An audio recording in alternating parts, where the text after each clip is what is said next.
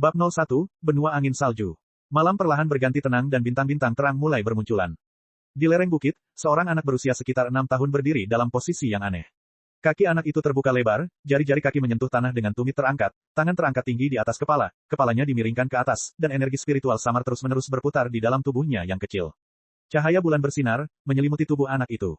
Anak laki-laki itu melanjutkan latihannya dalam posisi aneh ini, menghirup energi spiritual ke dalam tubuhnya, membiarkannya mengalir di sepanjang meridian.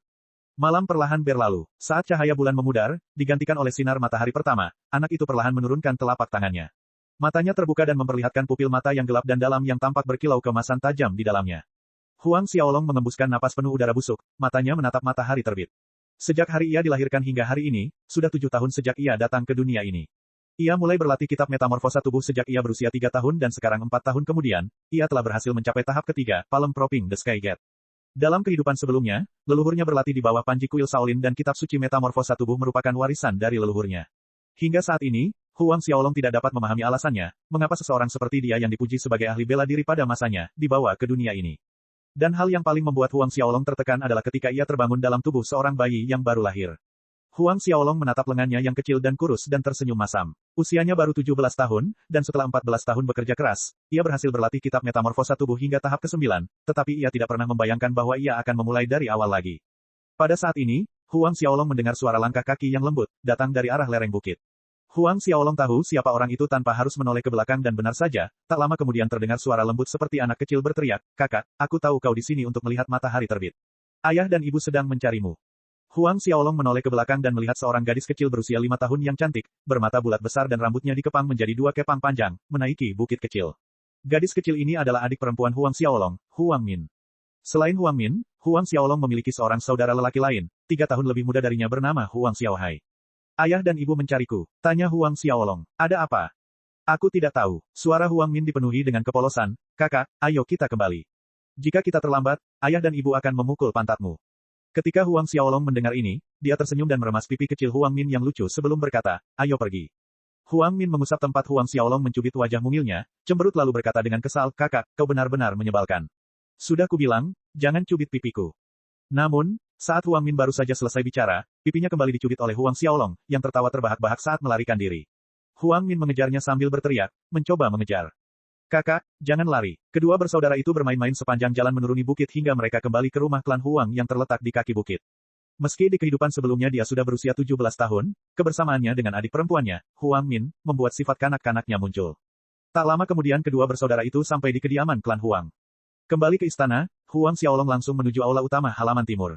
Ketika dia tiba di aula utama, ada seorang pria parubaya yang tampak terpelajar berusia pertengahan 30-an mengenakan jubah putih duduk di kursi utama, dan di sebelahnya ada seorang wanita cantik. Pasangan suami istri ini adalah orang tua Huang Xiaolong dalam kehidupan ini, ayahnya Huang Peng, dan ibunya, Su Yan. "Ayah, ibu, kalian mencariku?" tanya Huang Xiaolong sambil berjalan memasuki aula. Huang Peng mengangkat alisnya yang tajam dan tajam seperti pedang, "Kemana kau lari pagi-pagi begini?" "Tidak apa-apa, jangan menakuti anak itu." Su Yan menyela sambil tersenyum, "Longer, dalam beberapa hari lagi usiamu akan menginjak 7 tahun. Sudah waktunya untuk membangkitkan jiwa bela diri dalam tubuhmu. Ayahmu dan aku berencana untuk membawamu ke aula bela diri untuk upacara kebangkitan." Kebangkitan jiwa bela diri, Huang Xiaolong tertegun sejenak. Di dunia ini, manusia memiliki eksistensi yang disebut roh bela diri di dalam tubuh mereka.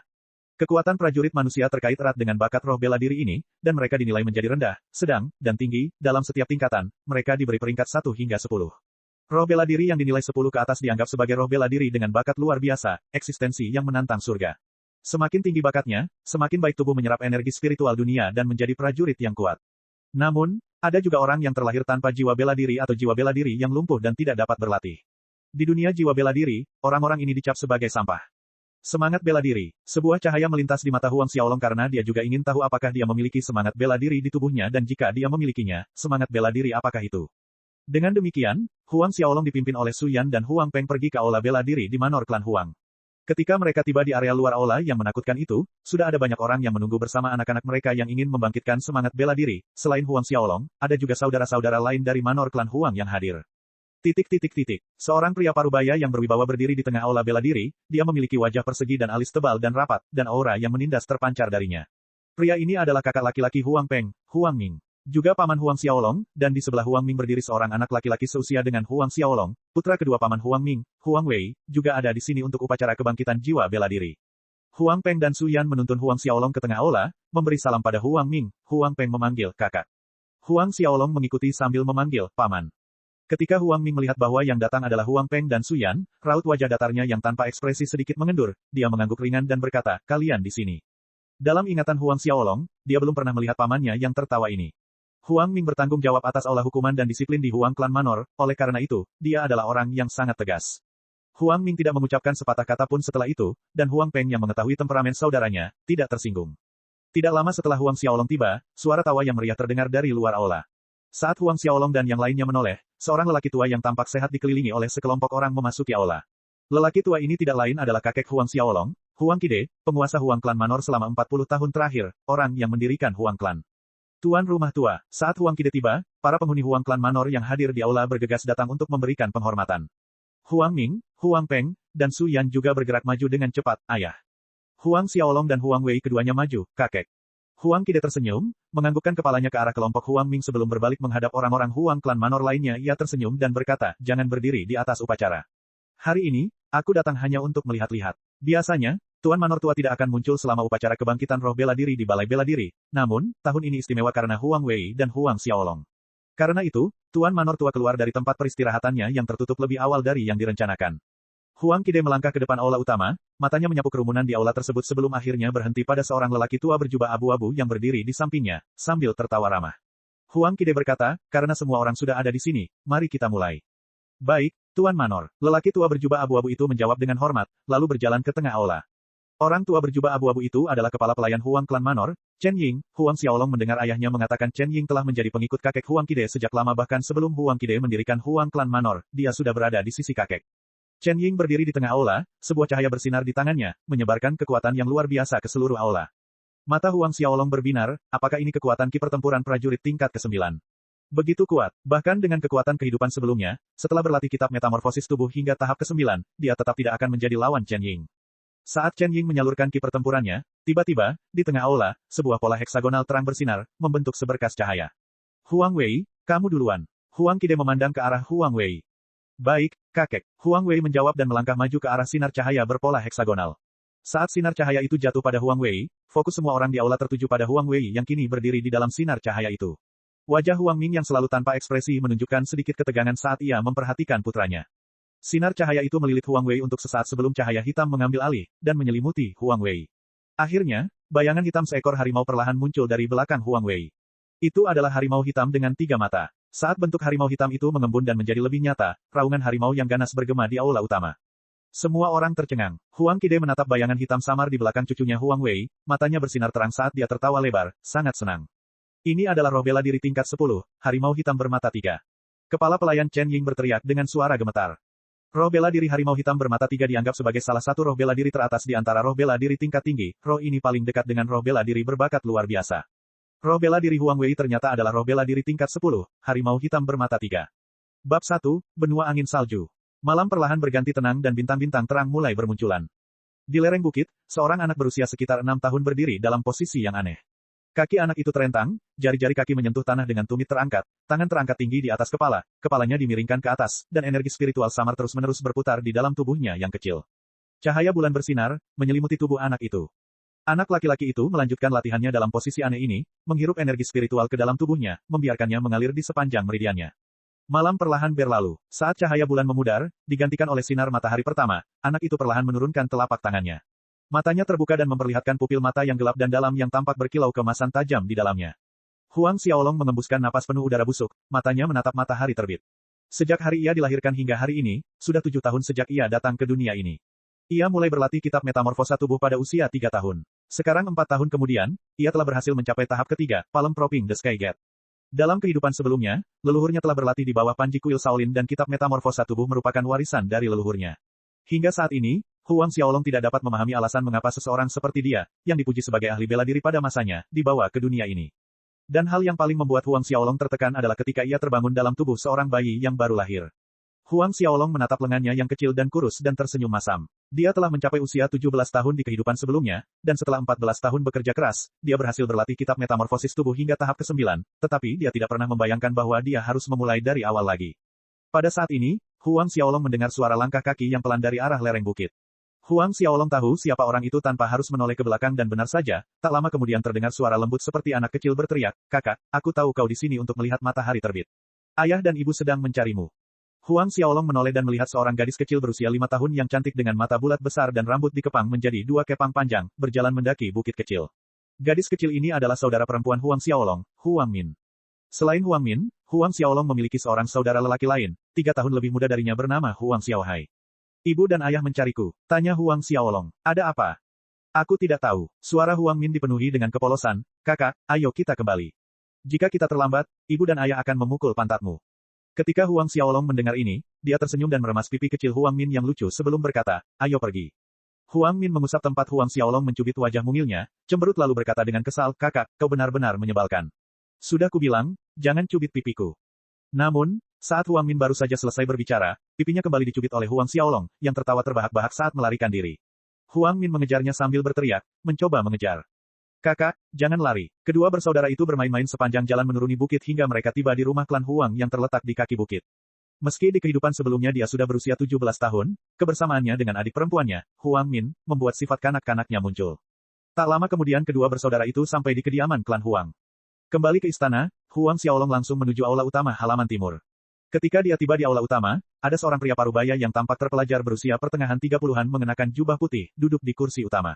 Di sebelahnya ada seorang wanita cantik. Pasangan suami istri ini adalah orang tua Huang Xiaolong dalam kehidupan ini, ayahnya Huang Peng, dan ibunya, Su Yan.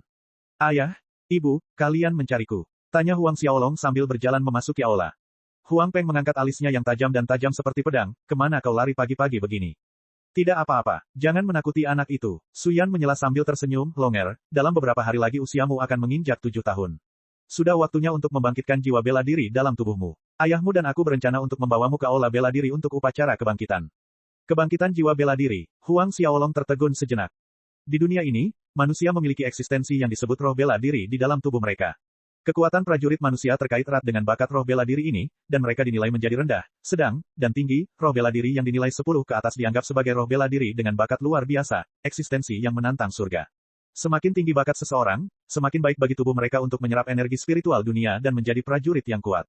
Namun, ada juga orang yang terlahir tanpa jiwa bela diri dan ada juga yang jiwa bela dirinya lumpuh, sehingga tidak dapat berlatih. Di dunia jiwa bela diri, orang-orang ini dicap sebagai sampah. Semangat bela diri. Sebuah cahaya melintas di mata Huang Xiaolong karena dia juga ingin tahu apakah dia memiliki semangat bela diri di tubuhnya, dan jika dia memilikinya, semangat bela diri apakah itu. Dengan demikian, Huang Xiaolong dipimpin oleh Su Yan dan Huang Peng ke aula bela diri di Huang Klan Manor.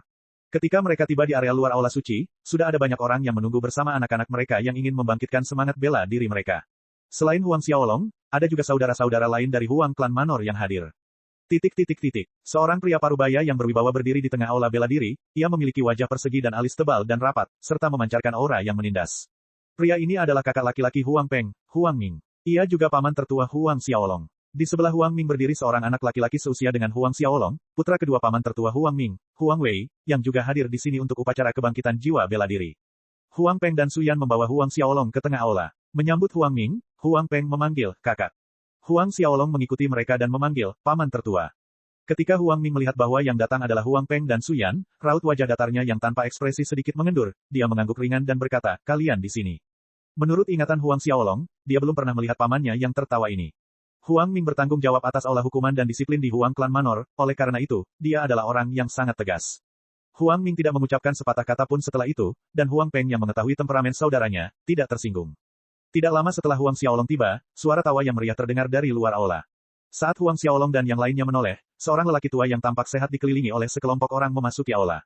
Lelaki tua ini tidak lain adalah kakek Huang Xiaolong, Huang Qide, penguasa Huang Klan Manor selama 40 tahun terakhir, orang yang mendirikan Huang Klan. Tuan rumah tua, saat Huang Qide tiba, para penghuni Huang Klan Manor yang hadir di aula bergegas datang untuk memberikan penghormatan. Huang Ming, Huang Peng dan Su Yan juga bergerak maju dengan cepat, "Ayah." Huang Xiaolong dan Huang Wei keduanya maju, "Kakek." Huang Qide tersenyum, lalu menganggukkan kepalanya ke arah kelompok Huang Ming sebelum berbalik menghadap orang-orang Huang Klan Manor lainnya. Ia tersenyum dan berkata, "Jangan berdiri di atas upacara penghormatan. Hari ini, aku datang hanya untuk melihat-lihat. Biasanya, Tuan Manor tua tidak akan muncul selama upacara kebangkitan roh bela diri di Balai Bela Diri. Namun, tahun ini istimewa karena Huang Wei dan Huang Xiaolong. Tuan Manor tua ini keluar dari tempat peristirahatannya yang tertutup lebih awal dari yang direncanakan." Huang Qide berjalan ke depan aula utama, matanya menyapu kerumunan di aula sebelum akhirnya berhenti pada seorang lelaki tua berjubah abu-abu yang berdiri di sampingnya. Sambil tertawa ramah, Huang Qide berkata, karena semua orang sudah ada di sini, mari kita mulai. Baik, Tuan Manor. Lelaki tua berjubah abu-abu itu menjawab dengan hormat, lalu berjalan ke tengah aula.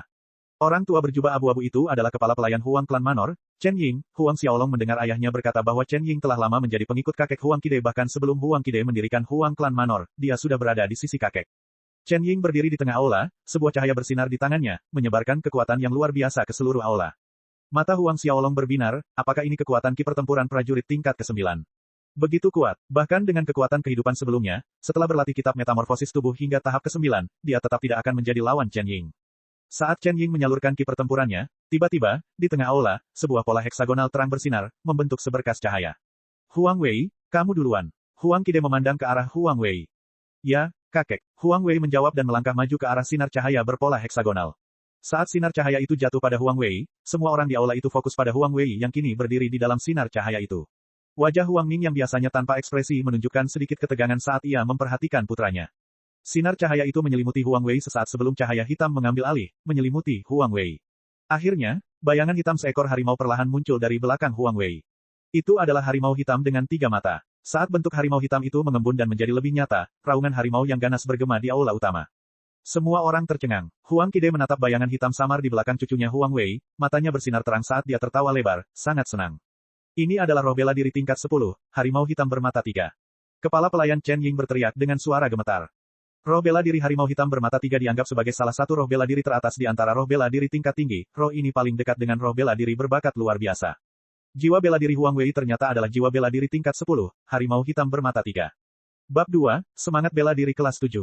Semangat bela diri tingkat 10, ternyata itu adalah semangat bela diri tingkat 10. Jiwa bela diri tingkat 10 sangat jarang. Tidak hanya di Kabupaten Changlan, tetapi di seluruh kerajaan. Huang Ming menatap harimau hitam bermata 3 yang melayang di belakang putranya.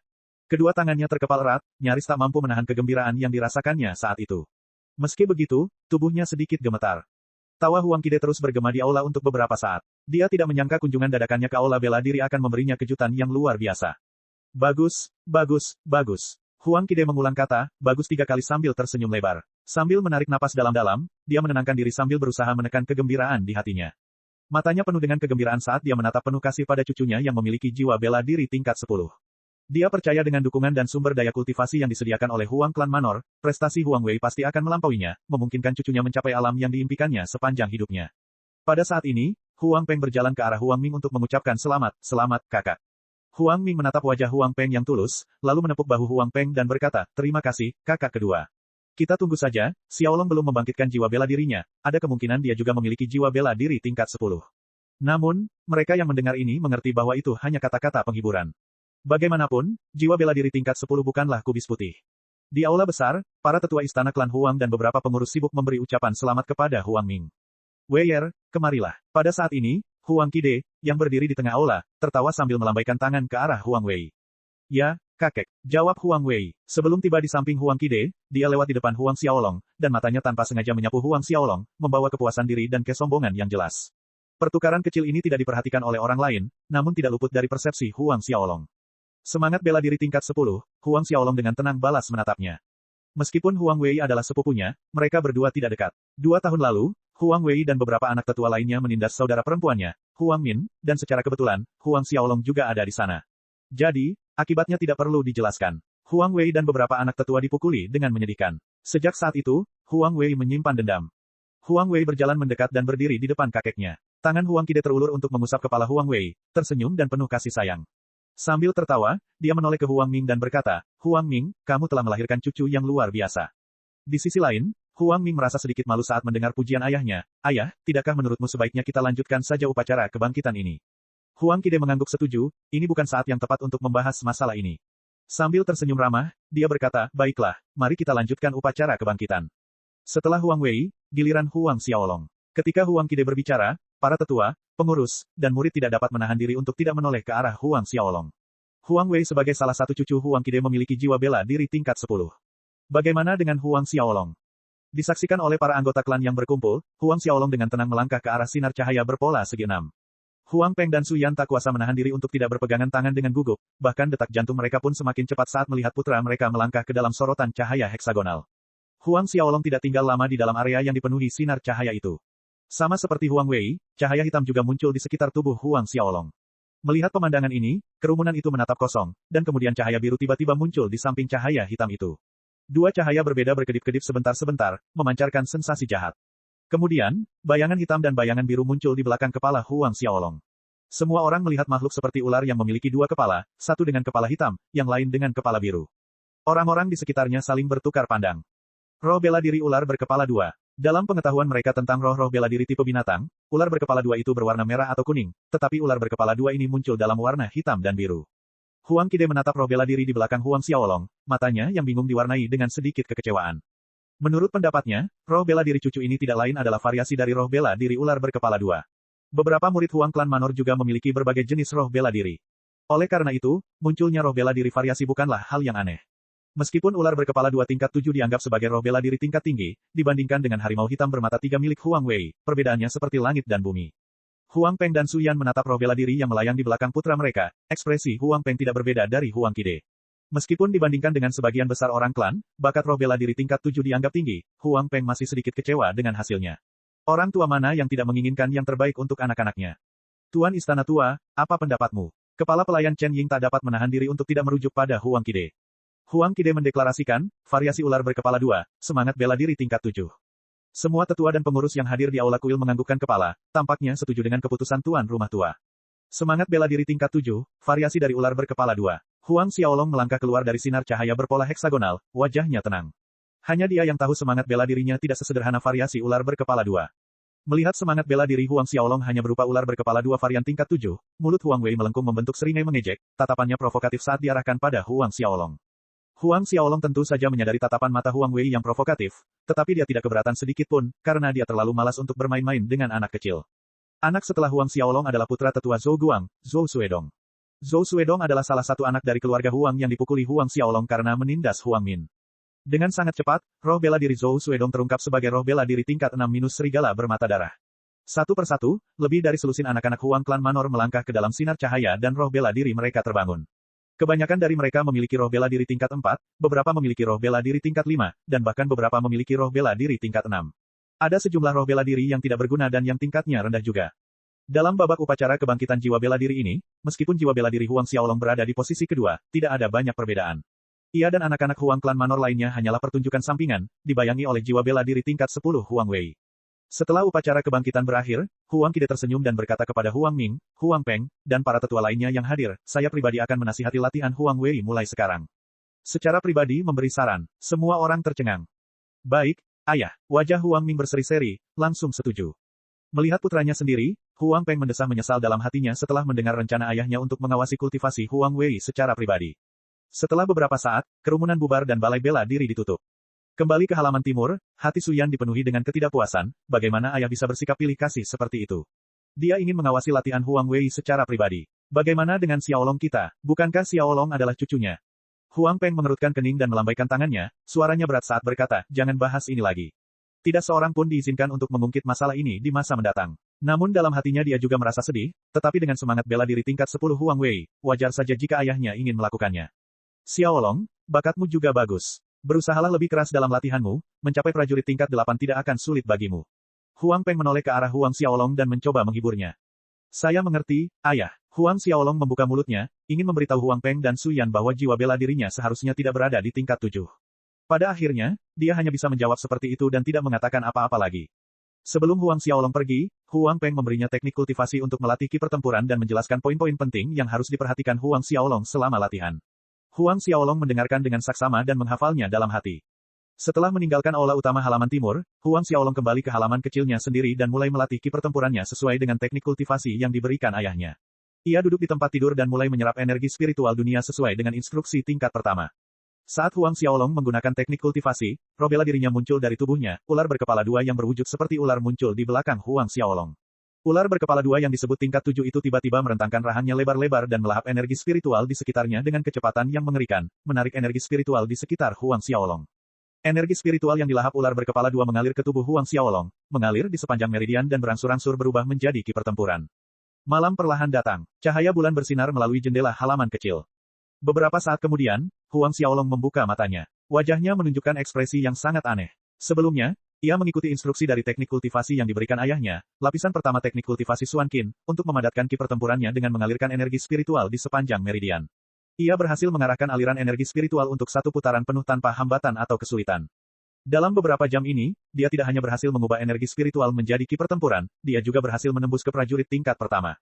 Hati Huang Xiaolong dipenuhi dengan rasa tidak percaya. Jika dia ingat dengan benar, ayahnya menyebutkan bahwa kakeknya menghabiskan waktu hampir 6 bulan sebelum berhasil menembus ke prajurit orde pertama. Roh bela diri kakeknya adalah salah satu dari 8 roh bela diri tingkat atas, kera emas bersayap 6. Bab 02, Roh bela diri kelas 7. Roh bela diri tingkat 10, ternyata itu adalah roh bela diri tingkat 10. Roh bela diri tingkat 10 sangat langka, tidak hanya di Kabupaten Changlan tetapi di seluruh kerajaan. Huang Ming memperhatikan harimau hitam bermata 3 yang melayang di belakang putranya, kedua tangannya terkepal erat, nyaris tak mampu menahan kegembiraan yang dirasakannya saat ini, meski begitu, tubuhnya sedikit gemetar. Suara tawa Huang Qide terus bergema di aula untuk beberapa saat. Dia tidak menyangka kunjungan dadakannya ke aula bela diri akan memberinya kejutan yang begitu indah. Bagus, bagus, bagus. Huang Qide mengulang kata, bagus 3 kali sambil tersenyum lebar. Sambil menarik napas dalam-dalam, dia menenangkan diri sambil berusaha menekan kegembiraan di hatinya. Matanya penuh dengan kegembiraan saat dia menatap penuh kasih pada cucunya yang memiliki jiwa bela diri tingkat 10. Dia percaya dengan dukungan dan kultivasi dari Huang Klan Manor terkait latihan cucunya, Huang Wei pasti akan melampauinya dan mencapai alam yang hanya bisa diimpikannya dalam hidupnya. Pada saat ini, Huang Peng berjalan ke arah Huang Ming untuk mengucapkan selamat, selamat kakak.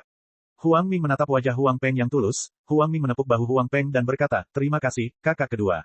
Kita tunggu saja, Xiaolong belum membangkitkan jiwa bela dirinya, ada kemungkinan dia juga memiliki jiwa bela diri tingkat 10. Namun, mereka yang mendengar ini mengerti bahwa itu hanya kata-kata penghiburan. Bagaimanapun, jiwa bela diri tingkat 10 bukanlah kubis putih. Di aula besar, para tetua istana klan Huang dan beberapa pengurus sibuk memberi ucapan selamat kepada Huang Ming. Weier, kemarilah. Pada saat ini, Huang Qide yang berada di tengah aula tertawa sambil melambaikan tangan ke arah Huang Wei. Ya, kakek, jawab Huang Wei. Sebelum sampai di samping Huang Qide, dia lewat di depan Huang Xiaolong, dan mata Huang Wei tanpa sengaja melirik Huang Xiaolong, dengan ekspresi puas diri dan arogansi yang jelas. Percakapan kecil ini tidak diperhatikan oleh orang lain, tetapi tidak luput dari perhatian Huang Xiaolong. Semangat bela diri tingkat 10, Huang Xiaolong dengan tenang balas menatapnya. Meskipun Huang Wei adalah sepupunya, mereka berdua tidak dekat. 2 tahun lalu, Huang Wei dan beberapa anak tetua menindas saudara perempuannya, Huang Min, dan secara kebetulan, Huang Xiaolong tidak sengaja melihat kejadian ini. Jadi, akibatnya tidak perlu dijelaskan. Huang Wei dan beberapa anak tetua dipukuli dengan menyedihkan, sejak saat itu Huang Wei menyimpan dendam. Huang Wei berdiri di depan Huang Qide, dan tangan Huang Qide terulur untuk mengusap kepala Huang Wei, tersenyum dan penuh kasih sayang. Sambil tertawa, dia menoleh ke Huang Ming dan berkata, Huang Ming, kamu telah melahirkan cucu yang baik.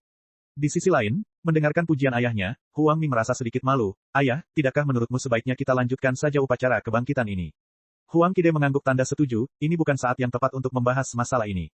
Sambil tersenyum ramah, dia berkata, baiklah, mari kita lanjutkan upacara kebangkitan. Setelah Huang Wei, giliran Huang Xiaolong. Ketika Huang Qide berbicara, para tetua, pengurus, dan murid tidak dapat menahan diri untuk tidak menoleh ke arah Huang Xiaolong. Huang Wei sebagai salah satu cucu Huang Qide memiliki jiwa bela diri tingkat 10. Bagaimana dengan Huang Xiaolong? Disaksikan oleh para anggota klan yang berkumpul, Huang Xiaolong dengan tenang melangkah ke arah sinar cahaya berpola segi 6. Huang Peng dan Su Yan tak kuasa menahan diri untuk tidak berpegangan tangan dengan gugup, bahkan detak jantung mereka pun semakin cepat melihat putra mereka, Huang Xiaolong melangkah ke dalam berkas cahaya heksagonal. Huang Xiaolong tidak tinggal lama di dalam area sinar cahaya, dan seperti halnya Huang Wei, cahaya hitam juga muncul di sekitar tubuh Huang Xiaolong. Melihat pemandangan ini, kerumunan itu menatap kosong, kemudian, cahaya biru tiba-tiba muncul di samping cahaya hitam, 2 cahaya berbeda berkedip sebentar-sebentar, memberikan perasaan jahat. Kemudian, bayangan hitam dan bayangan biru muncul di belakang kepala Huang Xiaolong. Semua orang melihat makhluk seperti ular yang memiliki 2 kepala, satu dengan kepala hitam, yang lain dengan kepala biru. Orang-orang di sekitar saling bertukar pandang. Roh bela diri ular berkepala 2. Dalam pengetahuan mereka tentang roh-roh bela diri tipe binatang, ular berkepala 2 itu berwarna merah atau kuning, tetapi ular berkepala 2 ini muncul dalam warna hitam dan biru. Huang Qide menatap roh bela diri di belakang Huang Xiaolong, matanya yang bingung diwarnai dengan sedikit kekecewaan. Menurut pendapatnya, roh bela diri cucu ini tidak lain hanyalah variasi dari roh bela diri ular berkepala 2. Beberapa murid Huang Klan Manor juga memiliki jenis roh bela diri yang bervariasi. Oleh karena itu, munculnya roh bela diri yang bervariasi bukanlah hal yang aneh. Meskipun ular berkepala 2 tingkat 7 dianggap sebagai roh bela diri tingkat tinggi, dibandingkan dengan harimau hitam bermata 3 milik Huang Wei, perbedaannya seperti langit dan bumi. Huang Peng dan Su Yan menatap roh bela diri yang melayang di belakang putra mereka dan ekspresi Huang Peng tidak berbeda dari Huang Qide. Meskipun dibandingkan dengan sebagian besar orang klan, bakat roh bela diri tingkat 7 dianggap tinggi, Huang Peng masih sedikit kecewa dengan hasilnya. Orang tua mana yang tidak menginginkan yang terbaik untuk anak-anak mereka? Tuan Istana Tua, apa pendapatmu? Kepala pelayan Chen Ying tak dapat menahan diri untuk tidak merujuk pada Huang Qide. Huang Qide mendeklarasikan, variasi ular berkepala dua, semangat bela diri tingkat 7. Semua tetua dan pengurus yang hadir di aula kuil menganggukkan kepala, tampaknya setuju dengan keputusan tuan rumah tua. Roh bela diri tingkat 7, variasi dari ular berkepala dua. Huang Xiaolong melangkah keluar dari balok berpola heksagonal, wajahnya tenang. Hanya dia yang tahu roh bela dirinya tidak sesederhana variasi ular berkepala dua. Melihat semangat bela diri Huang Xiaolong hanya berupa ular berkepala dua varian tingkat 7, mulut Huang Wei melengkung membentuk seringai mengejek, tatapannya provokatif saat diarahkan ke Huang Xiaolong. Huang Xiaolong tentu saja menyadari tatapan mata Huang Wei yang provokatif, tetapi dia tidak keberatan sedikit pun karena dia terlalu malas untuk main tatap-tatapan dengan anak kecil. Anak setelah Huang Xiaolong adalah putra tetua Zhou Guang, Zhou Suedong. Zhou Suedong adalah salah satu anak dari keluarga Huang yang dipukuli Huang Xiaolong karena menindas Huang Min. Tak lama kemudian, roh bela diri Zhou Suedong terungkap, roh bela diri tingkat 6- serigala bermata darah. Satu persatu, lebih dari selusin anak-anak Huang klan Manor melangkah ke dalam sinar cahaya dan roh bela diri mereka terbangun. Sebagian besar dari mereka memiliki roh bela diri tingkat 4, beberapa memiliki roh bela diri tingkat 5, dan bahkan beberapa memiliki roh bela diri tingkat 6. Ada sejumlah roh bela diri yang tidak berguna dan yang tingkatnya rendah.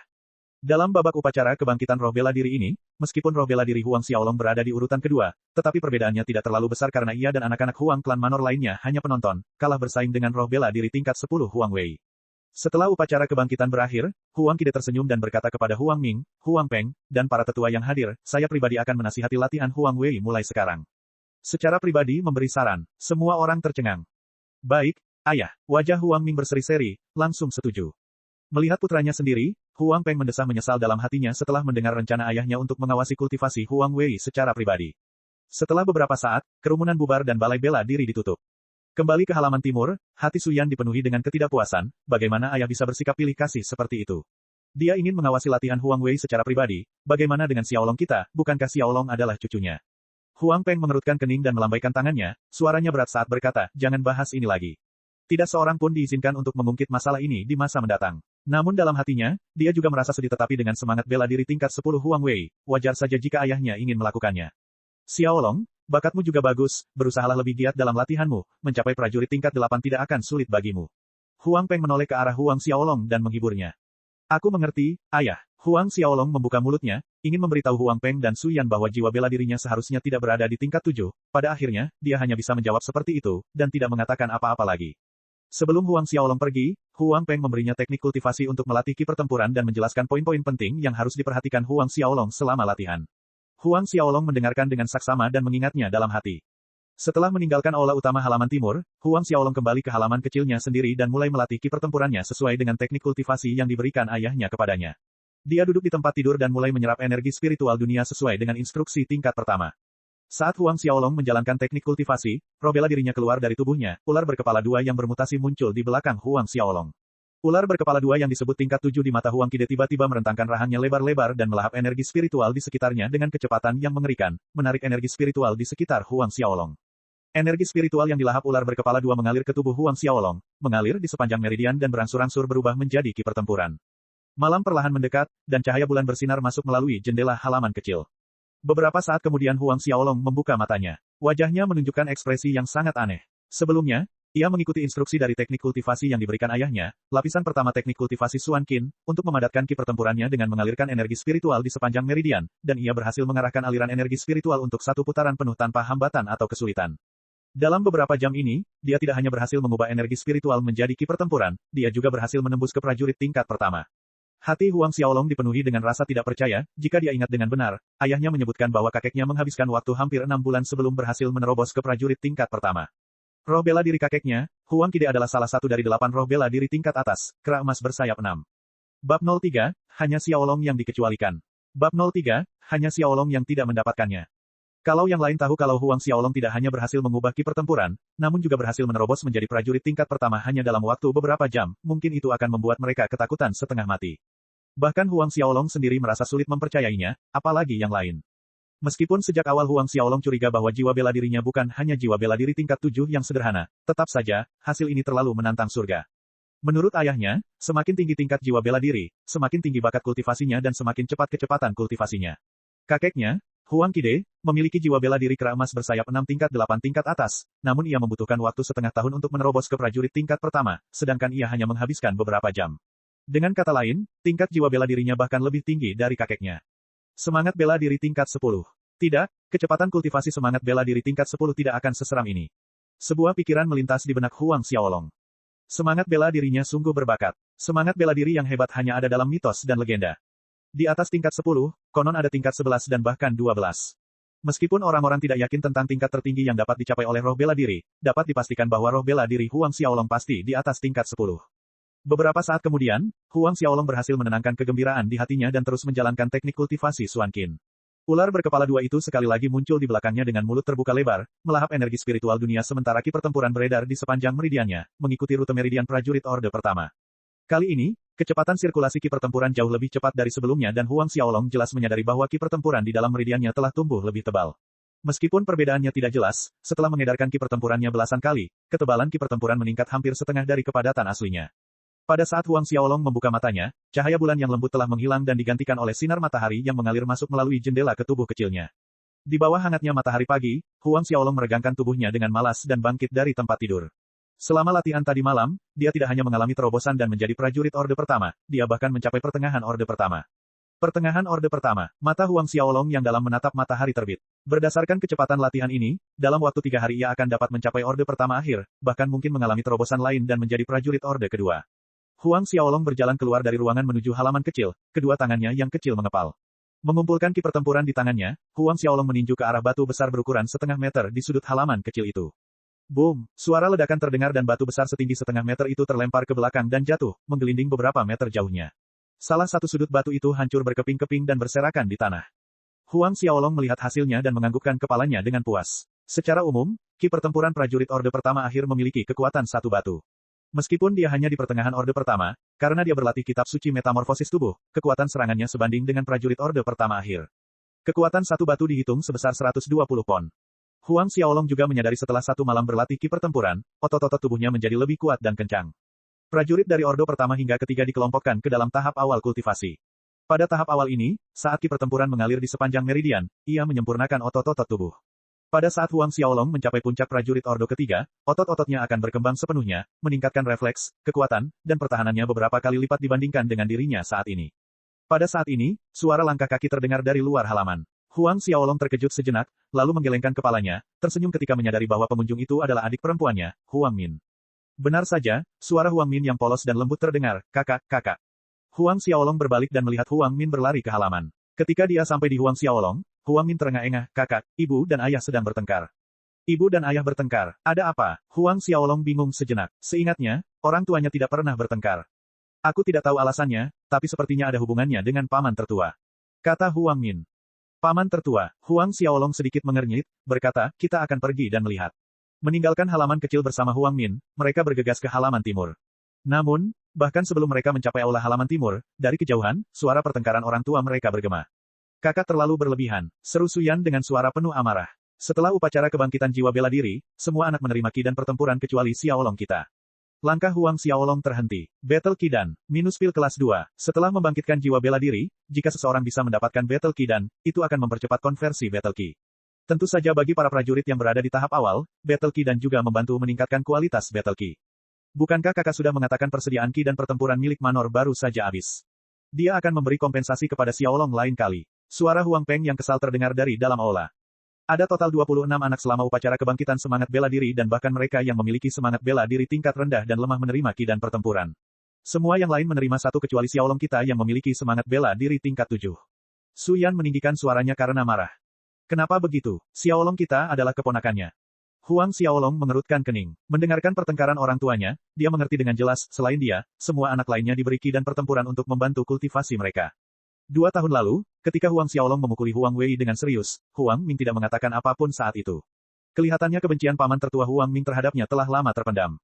Meskipun kakeknya Huang Qide belum menyerahkan jabatan penguasa Manor kepada paman tertuanya Huang Ming, tidak dapat disangkal bahwa sebagian besar urusan di Manor ditangani olehnya, terutama dalam beberapa tahun terakhir. Seperti yang dikatakan ibunya Suyan, bahkan mereka yang memiliki jiwa bela diri yang lemah dan rendah pun diberi Battle Ki Dan. Hanya Huang Xiaolong, keponakannya, yang tidak mendapatkannya. Ini adalah penindasan yang terang-terangan. Tidak peduli apa, Huang Xiaolong adalah keponakan Huang Ming. Apakah benar-benar perlu bagi Huang Ming untuk bertindak kasar seperti itu? Tindakan Huang Ming bukan saja membuktikan bahwa ia menaruh dendam terhadap Huang Xiaolong, tetapi juga sama saja dengan mempermalukan orang tua Huang Xiaolong, Huang Peng dan Su Yan, di hadapan seluruh tetua Manor klan Huang. Tidak mungkin. Aku akan meminta ayah untuk menilai kewajaran masalah ini. Di dalam aula, Su Yan membalas dengan tidak puas karena dia tidak dapat menelan semua ini. Kembalilah kau ke sini, teriak Huang Peng dengan marah, hanya karena masalah kecil, kau mau merepotkan ayah. Apa kau pikir aku belum cukup malu? Di luar aula, ketika Huang Xiaolong mendengar ini, dia diam-diam berbalik untuk pergi. Masalah kecil, bukan? Kilatan melintas di mata Huang Xiaolong. Pamannya Huang Ming belum mendapatkan posisi Tuan Manor, tetapi begitu dia resmi mengambil alih, hal-hal kecil seperti ini akan menjadi jauh lebih besar. Huang Min melihat Huang Xiaolong tetap diam, berbalik untuk pergi tanpa sepatah kata pun. Dia tidak bisa menahan diri untuk tidak berdiri di sana dalam keadaan linglung sejenak sebelum bereaksi. Dia mencoba mengejar Huang Xiaolong, kakak. Huang Xiaolong tidak menjawab, mereka berdua meninggalkan halaman timur. Secara kebetulan, saat dia melangkah keluar, mereka bertemu langsung dengan Huang Wei. Di belakangnya ada geng saudara-saudaranya yang biasa, kelompok yang sama yang menindas Huang Min. Melihat Huang Xiaolong dan saudara perempuannya keluar dari halaman timur, Huang Wei terkejut sesaat sebelum dia melangkah ke arah Huang Xiaolong bersama kelompoknya. Catatan, menyapu, menamparkan wajah, tindakan penghinaan. Bab 4, Pertemuan Tahunan Klan. Melihat Huang Wei dan beberapa anak laki-laki di belakangnya berjalan, Huang Min segera bersembunyi di belakang Huang Xiaolong. Huang Xiaolong berdiri di sana, ekspresinya acuh tak acuh terhadap Huang Wei dan orang lain yang mendekat. Huang Wei berjalan mendekat dan berdiri di depan Huang Xiaolong, menatapnya dengan tatapan merendahkan, lalu berkata, Huang Xiaolong, apakah menurutmu kau bisa melindungi adikmu seumur hidup? Mendengar ini, Huang Xiaolong menampakkan senyum jahat dan menyeramkan. Matanya merah karena haus darah saat dia membalas dengan enteng, jadi apa, kamu mau bertarung? Hatinya sudah bergejolak saat meninggalkan halaman timur. Putra tertua dari tetua Zhou Guang, Zhou Suedong, berdiri di belakang Huang Wei dan tidak senang dengan sikap Huang Xiaolong. Sialan, kau pikir kau siapa? Sebelum kalimatnya selesai, teriakan menyedihkan terdengar yang disebabkan oleh Huang Xiaolong menendang perut Zhou Guang begitu keras hingga ia terlempar ke belakang, tubuhnya melengkung seperti udang yang dimasak. Karena hati Huang Xiaolong terbakar amarah, kekuatan yang ia kerahkan dalam tendangannya tentu saja tidak ringan. Zhou Suedong terlempar ke belakang, jatuh ke tanah dan berguling 6 hingga 7 meter sebelum berhenti. Tangannya mencengkeram perutnya dan mulutnya terbuka lebar tetapi tidak ada suara yang keluar, seolah-olah semua organ dalamnya terbakar dalam lautan api. Setelah beberapa kali menarik napas, Zhou Suedong menangis. Dan sialnya, tangisannya menggetarkan bumi dan terlihat buruk rupa. Huang Xiaolong melirik Zhou Suedong yang tertutup debu, wajahnya basah oleh air mata yang mengalir deras seperti air terjun. Huang Xiaolong mengerutkan bibirnya sambil berpikir, anak nakal adalah anak nakal, air mata mengalir deras seperti kencing, sentuh saja sedikit saja dan air mata itu akan mulai menetes. Kau, Huang Wei dan kelompoknya bereaksi saat itu. Mereka semua menatap Huang Xiaolong dengan kaget dan panik. Huang Wei tidak menyangka Huang Xiaolong akan begitu kejam, bahkan lebih kejam dibandingkan 2 tahun lalu. Bagaimana denganku? Huang Xiaolong menatap Huang Wei dan anak-anak di belakangnya, senyum cemerlang muncul, kalian juga ingin aku menendang kalian.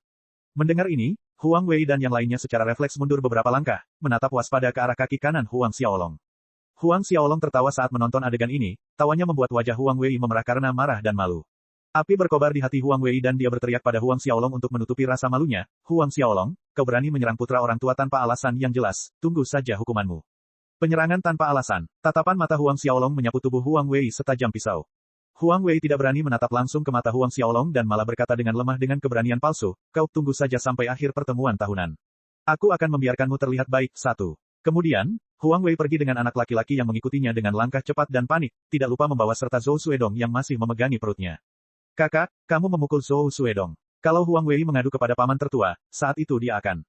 Huang Min bertanya dengan ekspresi khawatir, memikirkan bagaimana paman tertua mereka, Huang Ming, mencambuk orang saat dihukum, Huang Min tidak bisa menahan rasa takutnya. Tidak apa-apa, jangan khawatir, Huang Xiaolong berkata tanpa rasa khawatir saat dia melihat punggung kelompok Huang Wei yang kikuk. Dia yakin tendangannya tidak akan meninggalkan memar atau luka yang terlihat. Bahkan jika Huang Ming atau Zhou Guang memeriksa tubuh Zhou Suedong, mereka tidak akan menemukan bukti apapun. Bahkan jika paman Huang Ming ingin menghukumnya, dia tetap harus memiliki beberapa bukti seperti 2 tahun lalu ketika dia memukuli Huang Wei dan beberapa anak tetua dengan menyedihkan, Huang Xiaolong tidak menerima hukuman apapun. Akhir dari pertemuan klan tahun ini. Huang Xiaolong bergumam pada dirinya sendiri setelah Huang Wei dan kelompoknya menghilang dari pandangan, matanya berkilauan dengan cahaya yang tajam. Pada akhir setiap tahun, Huang Klan Manor mengadakan pertemuan klan yang mempertemukan para pemuda dari Huang Klan Manor yang berusia sama untuk bertanding satu sama lain sebagai pengalaman belajar. Tampaknya Huang Wei berencana untuk menentangnya selama pertemuan klan di akhir tahun. Dengan melakukan itu, Huang Wei tidak hanya akan menunjukkan kekuatan dan bakatnya di depan semua orang, tetapi juga menyelesaikan dendamnya dengan Huang Xiaolong di depan umum. Masih ada waktu 5 bulan lagi hingga sidang klan, dan dengan bakat Huang Wei, 5 bulan sudah cukup untuk mencapai orde pertama akhir. Selain itu, Huang Wei mendapat dukungan dan nasihat dari kakek Huang Qide dalam kultivasi. Huang Xiaolong tidak dapat menahan tawa, meski sedikit sinis kalau begitu, 5 bulan kemudian dia akan memukuli putra Huang Ming tepat di depan wajahnya hingga bahkan dia tidak dapat mengenali Huang Wei. Selama pertemuan klan tahunan, kakek mungkin akan datang untuk menonton. Menurut pendapat Huang Xiaolong, karena Huang Wei adalah cucu kesayangannya dan berada di bawah pengawasan pribadinya, dia pasti akan muncul. Beberapa saat kemudian, Huang Xiaolong mengantar adiknya sebelum menuju ke gunung belakang. Di belakang gunung, Huang Xiaolong berlatih kitab metamorfosis tubuh sebelum kembali ke halaman kecilnya. Kitab suci metamorfosa tubuh adalah seni bela diri rahasia Huaxia, 2, dari kehidupan sebelumnya. Bahkan jika Huang Xiaolong tidak mengolah ki pertempuran, dia akan terus berlatih kitab suci metamorfosa tubuh. Dikabarkan bahwa setelah dilatih ke tingkat tertinggi, ada kekuatan misterius yang tersembunyi di dalam kitab suci metamorfosa tubuh. Selama latihan ki pertempuran tadi malam, Huang Xiaolong menyadari bahwa kekuatan internal di dalam tubuhnya beredar di sepanjang meridiannya pada saat yang sama dengan ki pertempuran, saling melengkapi. Huang Xiaolong mencapai prajurit orde pertama pertengahan karena latihannya dalam kitab metamorfosis tubuh selama 4 tahun. Jika tidak, bahkan jika Huang Xiaolong memiliki bakat bela diri yang luar biasa, mustahil untuk mencapai prajurit orde pertama pertengahan hanya dalam 1 malam. Kembali ke halaman kecilnya, Huang Xiaolong mulai menjalankan teknik kultivasi Suan Qin dan melanjutkan latihan ki pertempurannya. 3 hari berlalu dengan cepat. Selain makan dan menjawab panggilan alam selama 3 hari terakhir, setiap menit dihabiskan untuk berlatih, bertukar antara melatih ki pertempuran di halaman rumahnya dan berlari ke gunung belakang untuk berlatih kitab metamorfosis tubuh. Pada hari keempat, cahaya bulan keperakan bersinar dalam kesunyian malam. Seperti 3 malam sebelumnya, Huang Xiaolong duduk di tempat tidurnya dan berlatih sesuai dengan teknik kultivasi Suan Qin. Roh bela diri ular berkepala 2 muncul di belakangnya, melahap energi spiritual langit dan bumi dengan kecepatan yang mengerikan dan menyalurkannya ke tubuh Huang Xiaolong, mengubahnya menjadi ki pertempuran. Dibandingkan dengan 3 hari sebelumnya, ketebalan ki pertempuran Huang Xiaolong di dalam tubuhnya telah meningkat 10 kali lipat. Menjalankan teknik kultivasi, ki pertempuran dengan cepat mengalir di sepanjang meridiannya. Setelah 3 hari berlatih tanpa henti, Huang Xiaolong mencapai puncak akhir orde pertama, dia punya firasat bahwa dia akan berhasil melakukan terobosan ke orde kedua malam ini. Sekitar 1 jam kemudian, saat ki pertempuran melonjak dalam meridian Huang Xiaolong, kecepatannya bertambah cepat dan lebih tidak stabil, seperti gelombang badai, menimbulkan rasa sakit saat menghantam meridiannya, tetapi bagi Huang Xiaolong, rasa sakit tingkat ini tidak ada apa-apanya. Saat ki pertempuran menghantam meridiannya dengan keras, Huang Xiaolong merasa terobosannya sudah dekat, tetapi ada penghalang yang menghalanginya. Dia tidak dapat dengan paksa melewati ambang pintu, seperti gelombang raksasa yang menghantam dinding yang kokoh. Huang Xiaolong tidak patah semangat. Dia tahu bahwa penting untuk tetap tenang dan terus menjalankan teknik kultivasi Suan Qin, mengalirkan ki pertempuran di sepanjang meridiannya. Tiba-tiba, sebuah suara merasuki tubuhnya yang hanya bisa didengarnya, penghalang kedua akhirnya hancur. Meridian lapisan pertama pecah bagaikan gabus yang terlepas, ki pertempuran seketika mengalir deras ke meridian lapisan kedua. Huang Xiaolong sangat gembira. Dia akhirnya berhasil mencapai prajurit orde kedua setelah beberapa hari bekerja keras. Catatan, 1. Akan membiarkanmu terlihat baik, baca seperti aku akan membiarkanmu menderita, sangat kamu akan menanggung akibatnya. 2. Huaxia, biasanya digunakan untuk menggambarkan negara C. Bab 05, ingin melumpuhkan kedua lenganku. Prajurit orde kedua. Dari hari pertama kultivasi hingga menjadi prajurit orde kedua, Huang Xiaolong hanya menghabiskan waktu tidak lebih dari 3 hari. Ini adalah peristiwa yang belum pernah terjadi sebelumnya. Secara umum, roh bela diri tingkat 10 membutuhkan waktu setidaknya 1 tahun untuk menembus ke tingkat kedua, bahkan jika seseorang memiliki bakat roh bela diri yang luar biasa, ia membutuhkan setidaknya 6 bulan untuk mencapai hasil ini. Namun, Huang Xiaolong hanya menghabiskan 3 hari. Menekan kegembiraan di dalam hatinya, Huang Xiaolong terus menjalankan teknik kultivasi Suan Qin sehingga meridian lapisan kedua mengalir dengan ki pertempuran, menjadi lebih lancar dan tenang. Jika meridian ki pertempuran lapis pertama diibaratkan sungai kecil, maka meridian ki pertempuran lapis kedua diibaratkan sungai kecil, lebih lebar dan lebih besar, menampung lebih banyak ki pertempuran. Malam telah berlalu. Ketika sinar mentari pagi yang hangat mengalir melewati jendela menuju tubuh Huang Xiaolong mengakhiri latihannya malam itu dan membuka matanya. Setelah berlatih semalam, dia telah menstabilkan kultivasinya sebagai prajurit tingkat kedua. Penasaran bagaimana perkembangan si bocah nakal Huang Wei? Huang Xiaolong berpikir, sebelum melompat turun dari tempat tidurnya dan keluar kamar. Huang Xiaolong meregangkan tubuhnya dengan malas menghadap matahari. Di halaman kecil, Huang Xiaolong melihat batu besar berukuran setengah meter yang sama persis di sudut yang ditabraknya beberapa hari sebelumnya. Ia tidak dapat menahan diri sehingga ia berjalan ke batu besar itu sambil mengangkat tangan kanannya. Ki pertempuran melilit telapak tangannya saat ia mendaratkan serangan ke batu itu. Batu besar itu berguncang hebat dan potongan-potongan batu kecil runtuh, berserakan di mana-mana. Di permukaan batu besar itu, terlihat garis retakan yang sangat kecil. Huang Xiaolong menarik tangan kanannya, mengamati kekuatan telapak tangannya, dan mengangguk puas. Sesuai dugaannya, setelah naik ke orde kedua, kekuatannya setara dengan prajurit orde kedua akhir yang setara dengan kekuatan 2 batu. Di bumi, jika seorang anak berusia 7 tahun memiliki kekuatan 200 pon, itu akan menjadi keajaiban yang luar biasa. Tapi di martial spirit world, itu bukanlah sesuatu yang patut dipuji. Meninggalkan halamannya, Huang Xiaolong menuju halaman timur. Namun tak jauh dari halaman kecilnya, ia mendengar beberapa pengawal istana bergosip. Wah, kudengar Tuan Muda Huang Wei berhasil mengubah ki pertempurannya hanya dalam 3 hari. Selama waktu kami butuh waktu 2 bulan untuk mengubah ki pertempuran kami. Dengan kecepatan ini, dalam waktu kurang dari 4 bulan Tuan Muda Huang Wei akan mampu menembus orde pertama. Aku penasaran bagaimana perkembangan latihan Tuan Muda Xiaolong. Tuan Muda Xiaolong. Meskipun bakat Tuan Muda Xiaolong tidak buruk, tetapi untuk berhasil memadatkan ki pertempuran, ia akan membutuhkan waktu setidaknya 1 bulan, itu tidak sebanding dengan kecepatan Tuan Muda Huang Wei. Untuk menembus orde pertama, dibutuhkan waktu setidaknya 1 tahun. Jadi, bocah cilik Huang Wei itu sudah berhasil mengubah ki pertempurannya. Huang Xiaolong berdiri di koridor dengan tangan di belakang punggungnya, tampak seperti orang dewasa kecil saat dia melihat beberapa penjaga istana berjalan pergi. Tidak lagi peduli dengan para penjaga, Huang Xiaolong terus berjalan menuju aula halaman timur. Beberapa saat kemudian, setelah memasuki aula utama, Huang Xiaolong melihat selain ayah dan ibunya, ada juga adik perempuannya, Huang Min, dan adik laki-lakinya yang berusia 4 tahun, Huang Xiaohai, di aula utama. Ayah, ibu, Huang Xiaolong memanggil saat dia masuk. Duduklah. Huang Peng mengangkat kepalanya dan menunjuk ke sebuah kursi. Terlihat jelas ada sedikit kekhawatiran di wajahnya. Sambil duduk, Huang Xiaolong mendapati ekspresi Su Yan menunjukkan kekhawatiran yang sama seperti ayahnya, jadi dia membuka mulutnya dan bertanya, ayah, ibu, apakah terjadi sesuatu? Beberapa hari yang lalu, apakah kamu memukuli putra Zhou Guang? Huang Peng menatap putranya dan bertanya. Huang Xiaolong mengarahkan pandangannya ke arah adik perempuannya, Huang Min, tanpa diragukan lagi, adik perempuannya itu adalah tanda-tandanya. Sadar bahwa Huang Xiaolong sedang menatapnya, Huang Min menjulurkan lidahnya yang kecil, takut untuk menatap Huang Xiaolong. Anak itu ingin dipukuli. Huang Xiaolong menjawab dengan tenang. Huang Peng dan Su Yan tercengang, lalu bertukar pandang satu sama lain. Bagaimana latihanmu beberapa hari ini? Mengabaikan jawaban putranya, Huang Peng mengganti topik pembicaraan, tidak lagi mempertanyakan masalah sebelumnya. Beberapa hari terakhir ini, Huang Xiaolong berlatih siang dan malam, tanpa mempedulikan waktu. Huang Peng dan Su Yan tentu saja memperhatikan hal ini, keduanya merasa terhibur karena Huang Xiaolong berusaha keras dalam kultivasinya. Mendengar pertanyaan ayahnya tentang latihannya, Huang Xiaolong ragu sejenak, haruskah dia mengatakan yang sebenarnya? Atau haruskah dia menyembunyikan sebagian kekuatannya atau mengungkapkan bahwa dia sudah menyalurkan ki pertempuran?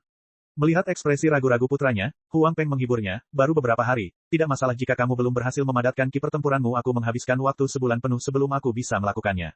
Benar sekali, Xiaolong, bakatmu lebih tinggi dari ayahmu. Kau pasti bisa memadatkan ki pertempuran setelah sebulan, kata Su Yan. Sebenarnya, baik Huang Peng maupun Su Yan melihat keraguan di wajah Huang Xiaolong dan itu membuat mereka mengira Huang Xiaolong malu menjawab bahwa dia belum memadatkan ki pertempuran. Huang Xiaolong terdiam sejenak mendengarkan kata-kata penghiburan dari orang tuanya, namun, setelah berpikir sejenak, dia pun mengikuti jalan pikiran orang tuanya, dengan berkata, ayah, ibu, yakinlah bahwa 1 bulan lagi aku pasti akan mampu memadatkan ki pertempuranku. Mendengarkan sumpah putra mereka, Huang Peng dan Su Yan sangat senang. Namun, kekhawatiran semakin dalam di wajah mereka tentang keraguan sumpah Huang Xiaolong dan Huang Peng berkata, Xiaolong, sehari sebelum kemarin, Huang Wei mengumumkan bahwa dia akan melumpuhkan kedua lenganmu selama pertemuan klan tahunan. Huang Xiaolong akhirnya mengerti penyebab kekhawatiran di wajah orang tuanya. Orang lain mungkin tidak berani melakukannya, tetapi karena Huang Wei berani mengatakan hal itu, maka selama pertemuan klan Huang Wei mungkin akan melumpuhkan lengannya dan mengatakan itu tidak disengaja. Pada saat itu, bahkan kakek Huang Qide tidak akan menghukumnya, paling-paling hanya beberapa kata tegas. Melumpuhkan kedua lenganku. Huang Xiaolong tersenyum sementara di balik permukaannya muncul jejak permusuhan.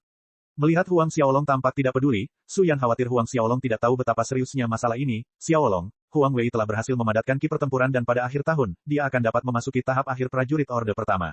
Dia akan melakukan apa yang dia katakan pada saat itu, dia pasti akan melumpuhkan kedua lenganmu. Saat Su Yan mengatakan ini, gambaran tangan Xiaolong yang lumpuh melintas di benaknya dan itu membuat matanya memerah. Apa yang harus kita lakukan? Apa yang bisa kita lakukan? Su Yan menangis terseduh-seduh. Huang Peng menatap istrinya yang menangis terseduh-seduh dan sangat kesal, wanita, mengapa kamu menangis? Apakah menangis bisa membantu? Su Yan membalikkan badannya dengan wajah penuh air mata, jika Xiaolong cacat, apa yang akan kau lakukan? Jika kedua tangan Xiaolong tidak berfungsi, bagaimana ia akan terus hidup? Huang Peng, mengapa kau tidak mencari kakak, biarkan dia meminta Huang Wei untuk melepaskan Xiaolong kita. Mohon bantuannya, kakak. Huang Peng mengerutkan kening. Aku tahu ini akan membuatmu kehilangan muka, tetapi apakah kau lebih suka melihat tangan Xiaolong lumpuh? Kata Su Yan sambil menangis semakin keras. Dua anak kecilnya, Huang Min dan Huang Xiaohai melihat Su Yan menangis sejadi-jadinya, mereka berdua berjalan ke sisinya dan mulai menangis bersama, mereka bertiga pun meringkuk jadi satu. Tepat ketika Huang Xiaolong ingin mengatakan sesuatu, Huang Peng tiba-tiba berdiri, menggertakkan giginya, baiklah, aku akan pergi. Setelah mengatakan itu, dia memegang tangan kecil Huang Xiaolong, dan menuntunnya menuju ke arah halaman utara. Ayah, aku keluar dari aula utama halaman timur. Huang Xiaolong membuka mulutnya ingin mengatakan tidak perlu mencari Huang Ming, tetapi dia dipotong oleh Huang Peng. Xiaolong, di depan pamanmu, kamu harus berperilaku baik, mengerti? Setelah mengatakan itu, tanpa menunggu jawaban Huang Xiaolong, dia dan Huang Xiaolong bergegas ke halaman utara. Ketika mereka sampai di halaman utara, Huang Ming dan Huang Wei, ayah dan anak itu berada di aula utama. Secara kebetulan, Zhou Guang dan Zhou Suedong juga ada di sana. Catatan, 1 jin sama dengan 1,1023 pon, berat ukuran dibulatkan ke atas agar mudah dipahami. Bab 6, tak ada gunanya memohon padaku. Saat dia duduk di aula, meskipun Huang Ming merasa kunjungan Huang Peng dan Huang Xiaolong agak mendadak, dia tetap duduk dan tidak berdiri saat Huang Peng memasuki aula. Tuan Istana Kedua, Zhou Guang dan putranya, Zhou Suedong, melihat bahwa itu adalah Huang Peng, segera berdiri dan memberi salam kepada Huang Peng, tidak berani untuk tetap duduk seperti Huang Ming. Huang Peng mengangguk pada pasangan ayah dan anak Zhou, lalu menoleh ke Huang Ming, kakak. Huang Xiaolong mengikutinya dengan suara agak enggan, paman tertua. Wajah Huang Ming tanpa ekspresi seperti biasanya dan berkata, kakak kedua, kamu di sini. Duduklah. Huang Peng dan Huang Xiaolong duduk di kursi di samping. Saat Huang Peng duduk, dia merenungkan bagaimana dia harus menyampaikan permintaannya kepada Huang Ming. Kakak kedua, apa yang membawamu ke sini? Pada saat ini, Huang Ming bertanya. Huang Peng ragu sejenak sebelum berkata dengan jujur, kakak, kudengar Huang Wei pernah berkata bahwa di akhir tahun, saat pertemuan klan tahunan, dia akan melumpuhkan kedua lengan Xiaolong, jadi. Ucapan Huang Peng terputus di sini. Oh, apakah ada hal seperti itu? Huang Ming tampak heran. Huang Xiaolong menatap ekspresi datar paman Huang Ming dan mencibir dalam hati. Bahkan ayahnya, Huang Peng, telah mendengar tentang masalah ini, yang berarti berita itu telah menyebar ke seluruh Huang klan Manor, tidak mungkin Huang Ming tidak mengetahuinya. Huang Wei, apakah ada masalah seperti itu? Huang Ming berbalik dan bertanya kepada putranya, Huang Wei. Huang Wei menjawab dengan mata yang tak berkedip dan ekspresi wajah yang tidak berubah, tidak ada hal seperti itu. Sambil melirik Huang Peng dan Huang Xiaolong, Huang Wei melanjutkan, menurut pendapatku, ada orang yang sengaja menggunakan ini sebagai alasan untuk menimbulkan masalah bagi halaman utara kita. Wajah Huang Peng memerah karena marah ketika mendengar ini. Apakah ini berarti bahwa dia dan putranya adalah orang-orang yang malas dan tidak punya kegiatan lain sehingga malah akan mendatangi Huang Ming dan putranya untuk mencari masalah? Huang Xiaolong sedang menonton Huang Ming dan Huang Wei. Pertunjukan, ayah dan anak ini, di mana satu orang bertanya dengan polos dan yang lain menjawab dengan sopan, sungguh menggelikan. Ia mencibir dalam hatinya. Kakak, apa pendapatmu tentang masalah ini? Sambil menahan amarahnya, Huang Peng menoleh ke arah Huang Ming. Huang Ming melambaikan tangan, masih mempertahankan ekspresi datarnya, baiklah, kakak kedua, karena tidak ada hal seperti itu, kamu bisa kembali sekarang. Tidak mungkin, makna di balik perkataan Huang Ming sangat jelas bahwa Huang Peng datang untuk mencari masalah. Menekan amarahnya yang memuncak, Huang Peng berkata, kakak, maksudmu kami, ayah dan anak, tidak punya hal yang lebih baik untuk dilakukan, jadi kami datang ke sini untuk mencari masalah denganmu. Huang Ming mengerutkan kening dan wajahnya berubah dingin, bahkan jika masalahnya benar, bagaimana dengan itu? Bertanding dengan teman sebaya selama pertemuan klan adalah hal yang biasa. Huang Ming berkata demikian dengan enteng, tetapi dia tidak menyebutkan apapun tentang Huang Wei yang ingin melumpuhkan kedua lengan Huang Xiaolong. Huang Peng berdiri dengan marah, menatap kakaknya Huang Ming, apakah kau mengatakan bahkan jika Huang Wei menyia-nyiakan kedua lengan Xiaolong, ini adalah hal yang normal? Dengan wajah acuh tak acuh, Huang Ming berkata, kalau begitu, apakah maksudmu aku harus melarang acara tanding antar teman selama pertemuan klan tahunan? Acara tanding antar teman adalah aturan yang ditetapkan oleh ayah. Apakah maksudmu aturan yang ditetapkan oleh ayah itu salah? Cahaya tajam bersinar di mata Huang Xiaolong. Niat ayahnya hanya agar Huang Ming menasihati putranya agar melepaskan Huang Xiaolong. Semua orang di aula tahu apa niat ayahnya. Namun, Huang Ming memutarbalikkan fakta, mengklaim bahwa Huang Peng memintanya, Huang Ming, untuk melarang acara yang ditetapkan oleh ayah mereka untuk mempersulitnya. Zhou Guang dan Zhou Suedong, ayah dan anak, duduk di sana tanpa berbicara. Di mata mereka, kegembiraan mereka terlihat jelas. Wajah Huang Peng memerah karena marah.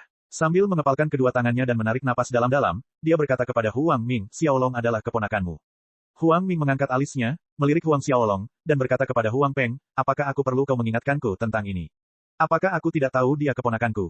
Bahkan jika dia keponakanku, tidak ada gunanya kau memohon padaku. Huang Peng tertawa meskipun dia marah. Bagus, bagus. Sekarang, dia akhirnya melihat wajah asli kakak laki-lakinya dan perasaan dingin memenuhi hatinya puluhan tahun persaudaraan, tetapi mereka tidak lebih baik dari orang asing. Huang Xiaolong tidak dapat menahan diri untuk berkata dengan suara dingin, Huang Ming, apakah kau benar-benar berpikir bahwa putramu mampu melumpuhkanku selama sidang klan? Kurang ajar. Melihat bocah nakal seperti Huang Xiaolong berani memanggilnya dengan nama di depan Zhou Guang, dia berdiri dengan marah dan mengangkat telapak tangannya untuk menyerang Huang Xiaolong. Ki pertempuran yang kuat diarahkan ke dada Huang Xiaolong. Tiba-tiba, sebuah siluet melintas dan memblokir ki pertempuran untuk Huang Xiaolong. Boom! Sebuah ledakan terdengar dan siluet yang menghalangi serangan di depan Huang Xiaolong terhuyung mundur dengan keras dengan suara, deng-deng.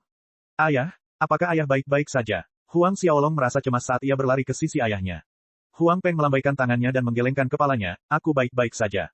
Pada akhirnya, Huang Xiaolong tetaplah keponakan Huang Ming. Meskipun marah, Huang Ming menyerang dengan terkendali. Kalau tidak, dengan kekuatan Huang Peng yang sudah mencapai akhir Orde ke-6, tidak akan cukup untuk menangkis serangan Huang Ming, seorang prajurit yang sudah mencapai akhir Orde ke-7. Huang Xiaolong melihat ayahnya tidak terluka dan menghela napas lega.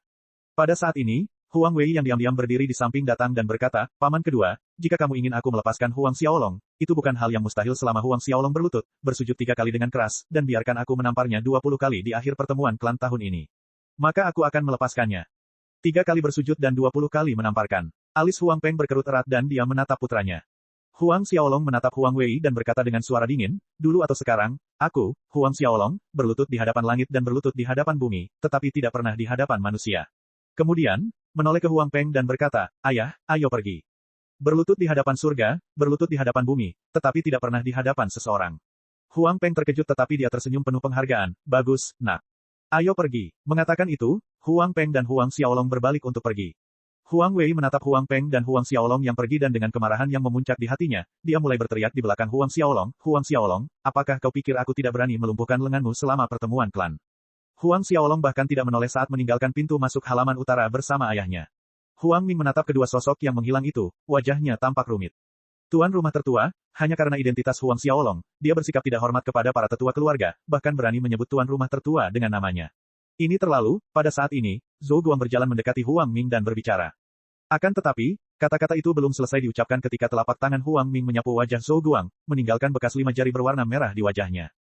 Huang Ming menatap Zhou Guang, wajahnya tanpa ekspresi tetapi tatapan matanya setajam pisau, ini masalah antara kita, saudara, kau tidak berhak ikut campur. Ya, Tuan Istana Tertua, ini adalah kesalahan bawahan. Zhou Guang panik dan meminta maaf berulang kali. Setelah beberapa saat, Huang Xiaolong dan ayahnya, Huang Peng, kembali ke halaman timur. Su Yan, mengetahui bahwa Huang Xiaolong dan Huang Peng telah kembali, dengan cepat berjalan ke arah mereka dan bertanya dengan suara khawatir, bagaimana? Huang Peng tidak tahu bagaimana menjelaskannya. Sebaliknya, Huang Xiaolong berkata, Bu, ibu tidak perlu khawatir tentang majelis klan, aku akan baik-baik saja. Tidak akan terjadi apa-apa padaku. Setelah mendengar ini, Su Yan mengira Huang Wei telah berjanji untuk melepaskan Huang Xiaolong selama acara sparring majelis klan dan hatinya yang khawatir akhirnya terpuaskan. Sambil tersenyum, dia berkata, bagus sekali, kalau begitu semuanya baik-baik saja. Huang Peng membuka mulutnya ingin mengatakan sesuatu, tetapi melihat senyum bahagia istrinya, dia tidak mengatakan apapun pada akhirnya. Bab 7, Lembah Aneh. Kembali ke halaman kecilnya di dalam halaman timur, Huang Xiaolong duduk di ranjang kayu sambil mengingat kembali kejadian di halaman utara. Baik Huang Wei maupun ayahnya yang arogan, dingin, dan munafik menyebabkan sedikit kebencian muncul di hatinya. Awalnya, dia memiliki beberapa keraguan ketika berencana untuk mengalahkan Huang Wei dengan menyedihkan selama pertemuan klan akhir tahun. Namun sekarang, keraguan itu telah menguap sepenuhnya. Agaknya, Huang Ming merasa posisi penguasa istana utama tidak akan lepas dari tangannya. Huang Xiaolong mencibir. Semenjak semangat bela diri Huang Wei bangkit, mayoritas tetua berusaha mendekati Huang Ming yang mengakibatkan kejadian sebelumnya mengenai Qi dan pertempuran, bersamaan dengan kejadian halaman utara hari ini. Beberapa saat kemudian, sambil menahan rasa permusuhannya, Huang Xiaolong mulai menjalankan teknik kultivasi Xuan Qin untuk melatih Qi pertempurannya. Roh bela diri ular berkepala dua itu muncul, melayang di belakang Huang Xiaolong, dan mulai melahap energi spiritual dunia di sekitarnya. Huang Xiaolong menyadari bahwa setelah naik ke prajurit Orde kedua, kecepatan roh bela dirinya dalam menyerap energi spiritual telah meningkat pesat. Selain itu, kedua roh bela diri ular berkepala dua yang sebelumnya berukuran telapak tangan telah tumbuh 2 kali lipat, cahaya hitam dan cahaya birunya yang cemerlang menjadi lebih tebal dan lebih terang. Saat roh bela diri ular berkepala dua melahap energi spiritual dari sekitarnya, cahaya hitam dan biru terus-menerus berkilauan di ruangan itu. Beberapa helai energi spiritual diserap ke dalam meridian Huang Xiaolong, terus-menerus diubah menjadi Qi pertempuran, mengalir sepanjang meridian lapis kedua berulang kali. Beberapa hari berlalu dengan cepat. Beberapa hari terakhir ini, Huang Xiaolong sekali lagi berlatih seperti orang gila tanpa mempedulikan waktu. Hasil dari latihan berhari-hari ini adalah Huang Xiaolong berhasil mencapai puncak awal Orde kedua. Selama periode ini, Huang Peng dan Su Yan mampir setiap hari ke halaman kecil Huang Xiaolong untuk memeriksanya. Melihat putra mereka berlatih dengan cara yang gila, baik Huang Peng maupun Su Yan merasa tertekan. Su Yan bahkan mulai menangis diam-diam karena meskipun Huang Peng dan Huang Xiaolong tidak pernah menyebutkan secara rinci tentang apa yang terjadi di halaman utara, dia masih berhasil mengetahui apa yang terjadi beberapa hari yang lalu dari gosip para pelayan istana. Setengah bulan berlalu. Dalam setengah bulan ini, Huang Xiaolong melatih Qi pertempurannya di halaman kecilnya atau berlatih kitab metamorfosis tubuh di gunung belakang.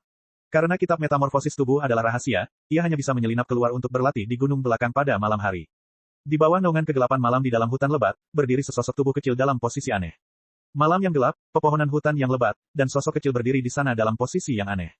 Pemandangan ini lengkap dengan cahaya bulan yang bersinar melalui celah-celah dedaunan, menandai tanah dengan bintik-bintik keperakan yang lembut.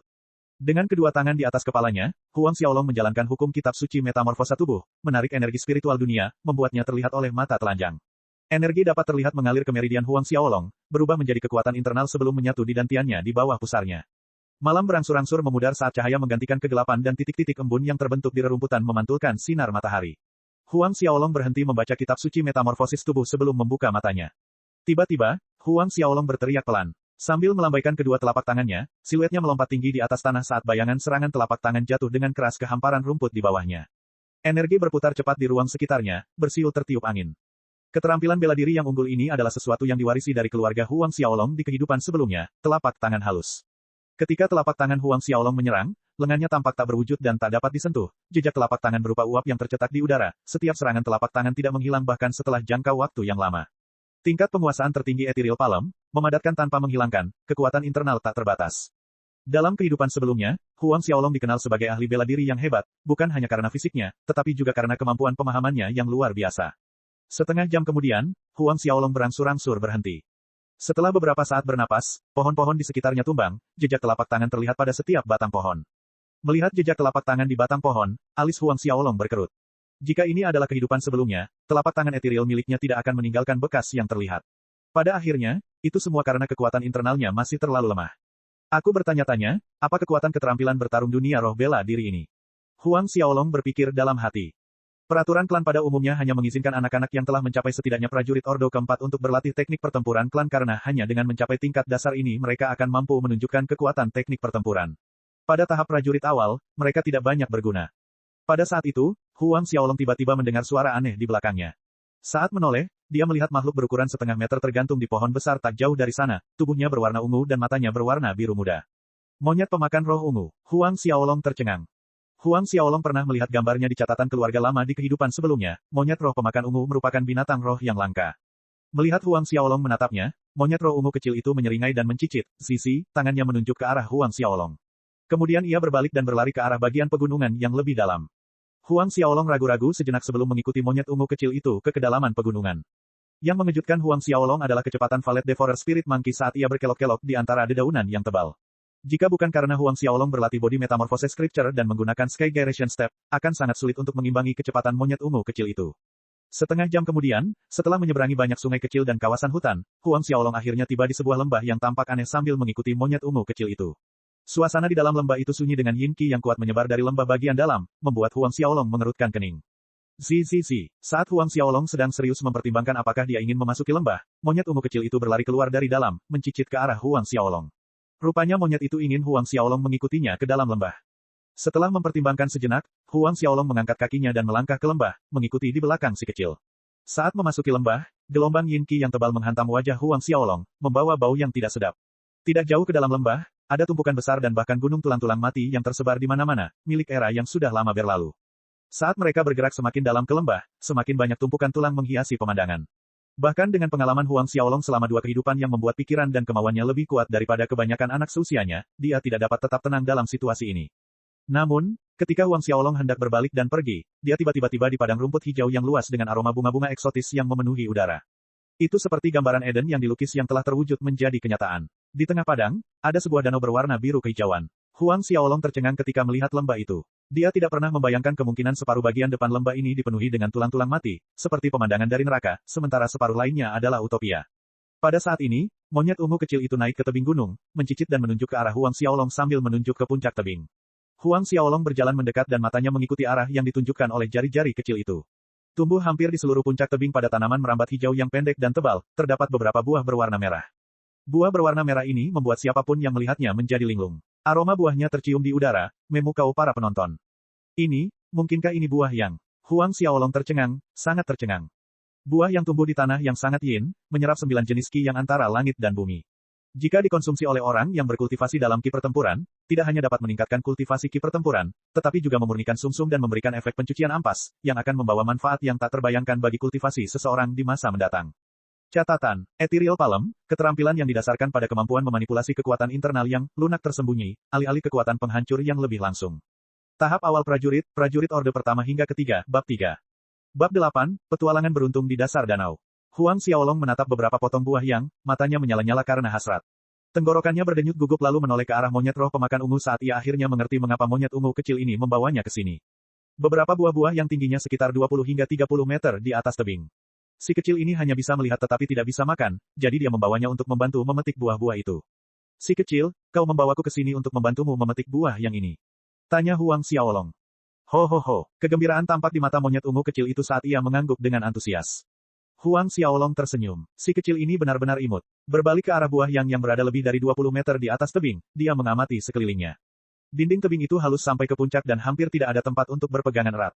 Memetik buah setinggi 20 meter bukanlah tugas yang mudah, terutama bagi Huang Xiaolong saat ini. Beberapa saat kemudian, Huang Xiaolong melompat. Mencapai ketinggian sekitar 4 hingga 5 meter, jari-jarinya menekuk menjadi bentuk cakar dan ujung jarinya terbenam ke dinding tebing. Namun, dinding tebing itu keras seperti batu dan jari-jarinya hanya berhasil masuk beberapa milimeter ke dalam, tetapi itu cukup untuk menopang tubuh kecilnya saat tergantung di udara. Kemudian, ia melakukan hal yang sama dengan tangan kirinya, membengkokkan jari-jarinya menjadi cakar dan memasukkannya lebih tinggi ke dinding tebing, menstabilkan tubuhnya. Sama seperti ini, selangkah demi selangkah, Huang Xiaolong perlahan memanjat ke arah buah yang. Setiap langkahnya, ia harus mengerahkan tenaga dalam untuk menopang tubuhnya, yang membuatnya sangat melelahkan. Ketika ia melewati tanda 10 meter, ia sudah terengah-engah, kecepatannya melambat. Di tanah, monyet ungu kecil yang ceria itu mulai tenang. Sepasang mata biru muda itu menatap dengan cemas ke arah siluet Huang Xiaolong, seolah-olah khawatir Huang Xiaolong akan jatuh kapan saja. Di bawah pengawasan ketat dari Valet Devourer Spirit Monkey, tubuh Huang Xiaolong yang kecil dan kurus akhirnya mencapai buah yang setelah ia memanjat lebih dari 20 meter tingginya. Melihat 5 buah yang di depannya, mata Huang Xiaolong bersinar terang saat ia dengan hati-hati menarik kain kecil yang telah ia persiapkan sebelumnya, dengan lembut memetik buah yang satu persatu sebelum meletakkannya ke dalam kain kecil dan membungkusnya dengan hati-hati, lalu akhirnya melompat ke tanah. Huang Xiaolong mengetukkan kakinya beberapa kali ke dinding tebing untuk mengurangi kecepatan pendaratannya saat berada di udara dalam perjalanan turun. Melihatnya berhasil memetik buah yang, monyet ungu kecil itu mulai mencicit riang, mengisyaratkan kegembiraan dengan kaki kecilnya. Setelah menunjukkan rasa senangnya, monyet ungu kecil itu pun tenang dan mulai menatap dengan rasa iba pada bungkusan kain kecil di tangan Huang Xiaolong yang berisi buah yang. Si kecil, tangkap. Huang Xiaolong tidak bisa menahan tawa melihat kejenakaan monyet ungu kecil itu. Mengambil 2 potong buah yang dari bungkusan kain, dia melemparkannya. Monyet ungu kecil itu melompat dan menangkap kedua buah itu, masing-masing satu di tangan. Sambil berteriak gembira kepada Huang Xiaolong, dia pergi ke sudut dan menelan kedua buah itu sebelum duduk untuk menyerap energi spiritual dari buah yang. Melihat monyet ungu kecil itu menjalankan teknik kultivasi untuk menyerap energi dari buah itu, Huang Xiaolong tidak terkejut. Kebanyakan binatang spiritual dapat berkultivasi, belum lagi monyet roh pemakan ungu yang merupakan binatang spiritual langka dan kelas atas. Tanpa mengganggu si monyet ungu kecil, Huang Xiaolong mengamati lembah di sekitarnya dan setelah memastikan bahwa keadaannya aman, dia pun duduk di samping dan mengambil sepotong buah yang lalu menelannya, menjalankan teknik kultivasi Suan Qin untuk menyerap energi buah tersebut. Ketika energi dari buah yang tersebar ke seluruh tubuh Huang Xiaolong, beberapa untai energi 9 yang muncul hampir seketika. Energi 9 yang adalah energi spiritual atribut api tingkat atas yang paling murni di dunia. Terendam dalam aliran energi 9 yang, Huang Xiaolong merasa sangat nyaman dan hangat, seolah-olah dia sedang berendam di sumber air panas. Ki pertempuran di dalam meridiannya mengalir dengan cepat. Beberapa jam berlalu, Huang Xiaolong membuka matanya. Setelah beberapa jam, ia akhirnya menyerap semua energi dalam satu buah yang itu dan ki pertempuran dalam tubuhnya menjadi lebih tebal lebih dari 2 kali lipat, meningkatkan kultivasinya ke prajurit Orde Kedua Akhir. Menurut perkiraan awalnya, untuk mencapai Orde Kedua Akhir dia akan membutuhkan waktu setidaknya 1,5 bulan lagi, tetapi sekarang dia berhasil lebih cepat. Huang Xiaolong senang dengan pencapaiannya. Tepat saat dia memikirkan itu, bau yang mengerikan menyerang hidungnya. Melihat ke bawah, dia melihat seluruh tubuhnya ditutupi dengan lapisan lumpur hitam yang lengket. Dalam kehidupan sebelumnya, dia telah memakan sesuatu yang mirip dengan buah yang, jadi dia tahu bahwa lumpur hitam yang lengket ini adalah kotoran yang dipaksa keluar dari tubuhnya. Huang Xiaolong melompat sambil merasa lebih ringan, lalu meregangkan tubuhnya sebentar. Ia melihat monyet ungu kecil itu masih menyerap energi buah yang, jadi ia tidak mengganggunya dan berjalan menuju danau di tengah hamparan rumput. Di depan danau, ia menanggalkan pakaiannya dan dengan hati-hati menyingkirkan 2 buah yang tersisa. Dengan suara cipratan, ia melompat ke danau untuk membersihkan lapisan kotoran hitam dari tubuhnya. Dengan sangat cepat, Huang Xiaolong membersihkan diri dan hendak keluar dari danau ketika tiba-tiba dia merasakan jejak aura dingin yang berasal dari dasar danau. Sulit untuk menyadarinya jika seseorang tidak memperhatikan. Ketertarikan Huang Xiaolong tergugah sehingga dia menyelam ke dalam danau. Menyelam dalam jarak pendek, Huang Xiaolong melihat pintu masuk gua tidak terlalu jauh di depan tempat aura dingin itu berasal. Tak lama kemudian, ia pun sampai di lubang pintu gua dan masuk tanpa ragu-ragu. Saat memasuki lubang itu, ia melihat dindingnya kering dan tidak licin seperti yang dibayangkan.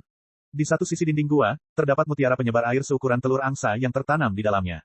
Jika mutiara ini dilelang, nilainya akan melebihi 100.000 koin emas. Huang Xiaolong tidak bisa menahan rasa penasarannya terhadap gua ini. Berjalan di sepanjang terowongan sejauh sekitar 10 meter, ia tiba di aula kosong selebar sekitar 100 meter persegi, tetapi sekilas jelas tidak ada apapun di dalam aula itu. Namun, ada 3 ruangan lain selain aula kosong itu. Huang Xiaolong berjalan menuju ruangan pertama. Di ruangan pertama, dia tidak mendapatkan apapun. Ruangan itu kosong, seperti lorong di luar. Huang Xiaolong pindah ke ruangan kedua dan ruangan itu juga kosong. Sial, jangan bilang kamar ketiga juga kosong. Huang Xiaolong tak kuasa menahan diri untuk berseru dalam hati. Berdiri di depan ruang ketiga, Huang Xiaolong perlahan mengintip ke dalam. Akhirnya, di dalam ruang ketiga ada tempat tidur giok dan di atas tempat tidur giok itu ada sebuah buku yang terbuat dari bahan yang tidak diketahui. Di dinding tergantung sepasang bilah hitam mengilap sepanjang setengah meter. Berhenti sejenak, mata Huang Xiaolong jatuh pada buku yang diletakkan di atas ranjang giok, jadi dia berjalan mendekat dan mengambilnya. Buku yang tampaknya tipis itu begitu berat sehingga lengannya tenggelam karena beratnya, membuatnya terkejut. Dari bahan apa buku ini dibuat sehingga beratnya mendekati 30 pon untuk sesuatu yang setipis itu? Melihat sampul buku itu, ada 3 kata yang ditulis dalam prasasti kuno, taktik Asura. Tepat pada saat ini, seolah-olah sebuah ledakan terdengar, aura mengerikan pembantaian yang menggila menyebar di benak Huang Xiaolong. Matanya berkedip dan dia muncul di suatu tempat yang dikelilingi oleh gunung-gunung tulang yang tak terbatas dengan lautan darah yang tak terbatas di batasnya. Berdiri di atas tumpukan tulang, seolah-olah dia adalah perwujudan Asura dari neraka. Di atas tumpukan tulang yang tak berujung, penampakan mengerikan dari roh-roh pendendam mencoba untuk menyerang dirinya. Merasakan keinginan roh-roh pendendam yang tak terhitung jumlahnya untuk menelannya, sebuah cahaya kembali berkedip di mata Huang Xiaolong dan dia kembali ke ruang ketiga gua. Meski hanya sesaat, keringat dingin membasahi sekujur tubuhnya. Menatap buku di tangannya yang berjudul Taktik Asura dengan penuh rasa takut, pemandangan dengan tumpukan tulang dan lautan darah tak terbatas tidak muncul lagi untuk kedua kalinya, membuat Huang Xiaolong bisa menghela napas lega. Beberapa saat kemudian, sambil menahan rasa kaget dalam hatinya, dengan tangan yang sedikit gemetar ia membuka halaman pertama Taktik Asura. Bab 09, Pedang Asura. Saat membuka halaman pertama Asura Tactics, sepasang mata berwarna merah darah tampak menonjol dari halaman tersebut. Ilustrasi humanoid Asura berdiri tegak dengan tubuh bagian atasnya terbuka, memperlihatkan otot-otot yang kencang, dan kepala berambut putih. Mempelajari ilustrasi Asura humanoid, sensasi berada di neraka merayapi kulitnya, pembantaian gila-gilaan dan lautan tubuh yang tak berujung membanjiri indera Huang Xiaolong, dan matanya berubah menjadi merah darah. Bingung dan kesakitan, Huang Xiaolong mulai kehilangan kesadarannya dalam kegilaan haus darah ketika tiba-tiba di belakangnya roh bela diri ular berkepala dua muncul meraung ke langit, raungan yang begitu menggelegar sehingga mengguncang surga. Nafsu darah merah perlahan memudar dari matanya saat dia mendapatkan kembali kesadarannya. Bangun, jantungnya berdebar kencang seperti akan meledak dari dadanya. Pada saat ini, ilustrasi humanoid Asura terbang keluar dari halaman buku, dalam kilatan terang, ia memasuki antara kedua alis Huang Xiaolong. Di dalam pikirannya muncul rincian teknik kultivasi. Lapisan pertama Taktik Asura, asal-usul neraka, awal mula kejahatan, membacakan lapisan pertama teknik kultivasi ki pertempuran Taktik Asura, Huang Xiaolong merasakannya sangat mendalam dan misterius. Di dunia roh bela diri, teknik kultivasi ki pertempuran dikategorikan ke dalam 4 tingkatan, yaitu surga, bumi, misterius, dan kuning dan setiap tingkatan dibagi lagi menjadi beberapa tingkatan, tingkat rendah, menengah, dan tinggi. Aku ingin tahu apa peringkat teknik kultivasi Taktik Asura. Setelah beberapa saat, Huang Xiaolong membuka halaman kedua. Di sana, ada ilustrasi humanoid Asura lainnya, tetapi yang ini sedikit berbeda. Pada ilustrasi kedua punggung Asura terdapat sepasang sayap hitam iblis yang terbuka lebar, memancarkan aura mendominasi dan hasrat untuk membantai. Sama seperti pengalaman di halaman sebelumnya, saat dia membalik ke halaman kedua, sebuah atmosfer yang seolah berasal dari neraka melingkupi Huang Xiaolong dan roh bela diri ular berkepala duanya sekali lagi muncul di belakangnya, menekan nafsu haus darah yang menipu kesadaran Huang Xiaolong dan lapisan kedua taktik Asura berhasil tertanam di dalam pikirannya. Halaman ketiga, halaman keempat, halaman kelima. Huang Xiaolong membalik halaman demi halaman, setiap kali halaman dibalik, di dalam benaknya muncul lapisan atas teknik kultivasi taktik Asura. Karena kecepatan membalik halamannya lambat, butuh waktu lebih dari 2 jam sebelum ia berhasil mencapai halaman terakhir. Pada halaman terakhir, alih-alih ilustrasi, sebaris kaligrafi flamboyan memenuhi halaman tersebut. Dibebani aura pembantaian neraka, orang yang menerima taktik Asura diterima sebagai pro-muridku, yang memerintah gerbang Asura. Saat Asura muncul, tak terkalahkan di seluruh dunia. Baris kata-kata ini ditinggalkan oleh penguasa pertama gerbang Asura, Ren Wokuang. Ketika Asura muncul, tak terkalahkan di seluruh dunia. Huang Xiaolong tercengang. Penguasa pertama gerbang Asura ini, Ren Wokuang agak terlalu gila, kan? Di antara langit dan bumi, siapa yang berani menyatakan diri mereka tak terkalahkan di seluruh dunia, tetapi Ren Wokuang ini menulis setelah berlatih taktik Asura, dia akan menjadi tak terkalahkan terhadap semua orang. Kalimat yang sederhana, tetapi sangat arogan dan mendominasi. Pada saat ini, selembar kertas jatuh dari punggung buku. Selain kertas itu, ada juga cincin berwarna gelap. Terkejut, Huang Xiaolong mengambil kedua benda itu dari tanah. Dari penjelasan yang tertulis di kertas itu, ia mengetahui bahwa cincin itu disebut cincin Asura, dan 2 bilah tajam berwarna hitam yang tergantung di dinding disebut bilah Asura. Yang tidak diduga Huang Xiaolong adalah, cincin Asura ternyata adalah cincin spasial yang hanya ada dalam legenda. Menurut ayahnya, di seluruh kerajaan Luotong, hanya kaisar yang punya satu, bahkan kakeknya Huang Qide tidak punya satu pun. Munculnya cincin spasial dapat menyebabkan pertikaian berdarah. Beberapa saat kemudian, sambil menahan rasa gembira di dalam hatinya, Huang Xiaolong melakukan sesuai instruksi yang diberikan, menusuk jarinya dan meneteskan setetes darah ke cincin Asura. Ketika darah segar itu jatuh, cahaya terang keluar dari cincin berwarna gelap itu saat cincin itu melayang dan menyelinap ke jari manis Huang Xiaolong di tangan kirinya dengan sendirinya, lalu cincin itu tampak terbenam ke dalam tubuhnya, menghilang dari pandangan. Ketika Huang Xiaolong memikirkannya, cincin itu muncul lagi di jari manisnya. Merasakan ruang besar di dalam cincin Asura, Huang Xiaolong merasa senang, lebarnya lebih dari beberapa ratus meter kubik dan dengan cincin Asura ini akan lebih mudah baginya untuk membawa barang-barang tanpa harus khawatir orang lain mengetahuinya. Setelah itu, dia berbalik, menatap sepasang bilah pedang hitam mengilap di dinding dan dengan lompatan kecil dia menjatuhkan sepasang bilah pedang itu. Badan pedang itu tampaknya memancarkan dengungan aneh yang dapat menembus pikiran orang-orang, menyebabkan sensasi dingin menusuk yang membuat orang-orang merinding. Huang Xiaolong mengamati pedang Asura di tangannya, dan menyadari di badan pedang itu mengalir arus hitam jahat samar-samar, secara tidak langsung membentuk gambaran kabur dari kengerian yang mengerikan. Semakin lama Huang Xiaolong memegang pedang Asura di tangannya, semakin ia menyukainya. Pedang Asura, pedang pembantaian, hebat, mulai sekarang kau akan menemaniku membantai semua musuhku. Kata Huang Xiaolong sambil membelai punggung pedang itu. Seolah mampu memahami arti kata-katanya, pedang itu mengeluarkan dengungan ceria.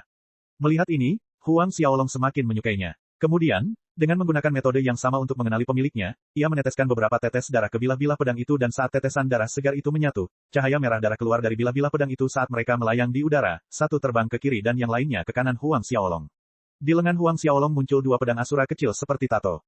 Huang Xiaolong menaruh kertas dan buku taktik Asura ke dalam cincin Asura untuk disimpan dan bersiap meninggalkan ruangan, namun, dia berhenti tepat saat mencapai pintu dan berbalik menatap ranjang giok. Dia juga membawa pergi ranjang giok dingin itu. Keluar dari ruang ketiga, Huang Xiaolong berputar sekali mengelilingi gua. Setelah memastikan bahwa dia tidak melewatkan apapun, dia berjalan ke pintu keluar. Dia tidak berencana untuk mengambil mutiara penyebar air yang bertatahkan di pintu masuk gua, karena dia berencana untuk menggunakan gua itu di masa depan untuk latihannya, karena lokasi gua yang tersembunyi di lembah. Itulah alasannya mengapa dia tidak mengambil mutiara penyebar air, ada manfaatnya menjaga gua ini. Muncul dari danau, Huang Xiaolong berenang ke samping dan mengenakan pakaiannya, memindahkan buah yang ke dalam cincinnya. Hohoha, tepat pada saat ini, monyet ungu kecil itu telah selesai menyerap energi spiritual dari buah yang dan berlari ke arah Huang Xiaolong dengan langkah riang. Huang Xiaolong memperhatikan bahwa setelah menyerap dua buah yang, bulu monyet ungu pemakan roh menjadi lebih berkilau, dan matanya lebih cerah, namun ukuran tubuhnya tetap sama. Si kecil, aku harus kembali sekarang, aku akan datang menemuimu lagi. Huang Xiaolong mencondongkan tubuh ke depan dan berkata kepada monyet ungu kecil itu. Namun, saat ia berbalik untuk pergi, monyet ungu kecil itu berteriak dan sekejap muncul di bahu Huang Xiaolong, bertengger dengan nyaman. Huang Xiaolong tertegun sejenak, lalu berkata dengan nada bercanda, anak kecil, jangan bilang kau ingin ikut aku pulang. Tanpa diduga, si monyet ungu kecil itu mencicit dan menganggukkan kepala kecilnya. Huang Xiaolong tidak menyangka bahwa monyet ungu kecil ini akan bersedia mengikutinya pulang, setelah pertimbangan singkat, dia berkata sambil tersenyum, baiklah, ayo pergi. Seorang anak laki-laki dan seekor monyet berangkat dari lembah. Melewati hamparan rumput hijau dan tumpukan tulang-tulang putih, Huang Xiaolong bertanya dalam hati, apakah semua orang ini dibunuh oleh Ren Wokuang? Meninggalkan lembah, Huang Xiaolong tidak mengambil jalan memutar, langsung menuju ke Huang Klan Manor. Saat ia tiba di Huang Klan Manor, hari sudah siang. Saat ia melangkah masuk ke halaman kecilnya, ia berpapasan dengan Huang Min, adik perempuannya yang baru saja keluar dari halaman kecilnya. Kakak, kemana kau pergi? Tanya Huang Min, tetapi hanya sampai di sini, karena matanya terbelalak kaget ketika melihat monyet ungu kecil di bahu Huang Xiaolong. Sambil menepuk tangannya dengan gembira, dia hampir berteriak keras, monyet kecil yang lucu. Kakak, di mana kau membelinya? Bab 10, rumput jantung Leirion berusia 1000 tahun. Beli di mana? Mendengarkan teriakan kegirangan adiknya, Huang Xiaolong menggelengkan kepalanya dan tertawa, berpikir bahwa monyet roh pemakan ungu ini adalah binatang roh langka, sesuatu yang tidak dapat dibeli bahkan jika kamu punya banyak uang. Hohoha, monyet ungu kecil itu mencicit melengking sebagai protes kepada Huang Min karena memanggilnya, monyet kecil, mengejutkan Huang Min yang tangannya terulur ingin membelainya. Setelah terkejut sesaat, Huang Min membelalakan matanya dan menatap dengan marah ke arah monyet pemakan roh ungu, itu adalah awal dari kontes tatap menatap antara seekor monyet kecil dan seorang gadis kecil. Dengan susah payah, beberapa waktu kemudian, Huang Xiaolong berhasil melepaskan diri dari Huang Min dan sambil menoleh ke arah siluet Huang Min yang menjauh, dia menghela napas lega. Kembali ke kamarnya, setelah menyingkirkan monyet kecil itu dari bahunya, dia mengeluarkan tempat tidur giok dingin dari ruang cincin Asura, dan duduk bersila di atasnya, memulai latihan pertamanya menurut taktik Asura lapisan pertama. Tak lama setelah menjalankan teknik taktik Asura, hawa dingin yang mengerikan muncul seolah-olah berasal dari dasar neraka yang paling dalam, menyelimuti Huang Xiaolong. Energi spiritual ini terus-menerus ditelan oleh roh bela diri ular berkepala duanya dan kemudian disalurkan ke meridian Huang Xiaolong. Saat hawa dingin yang menusuk tulang merasuki tubuh Huang Xiaolong, ia menggigil, merasa seperti terkubur di bawah gletser setinggi 1000 kaki. Jantung Huang Xiaolong berdegup kencang, ia segera menempa pikiran dan tekadnya, ia terus menjalankan taktik Asura untuk memurnikan energi dingin yang menusuk tulang itu. Energi dingin ini bergerak sangat lambat di sepanjang meridian Huang Xiaolong, setiap inci yang dilewatinya, darahnya terasa seperti akan membeku. Sambil menggertakkan giginya, Huang Xiaolong bertahan, menjalankan teknik kultivasi lapis pertama taktik Asura, mengulanginya terus-menerus. Setelah waktu yang lama, sensasi dingin yang menusuk berkurang dan energi di dalam tubuhnya disempurnakan menjadi ki pertempuran murni. Saat energi dingin yang membeku berhasil diubah menjadi ki pertempuran, Huang Xiaolong menyadari bahwa itu hanya butuh waktu setengah jam. Dibandingkan dengan teknik kultivasi Suan Qin, hasilnya 10 kali lebih baik.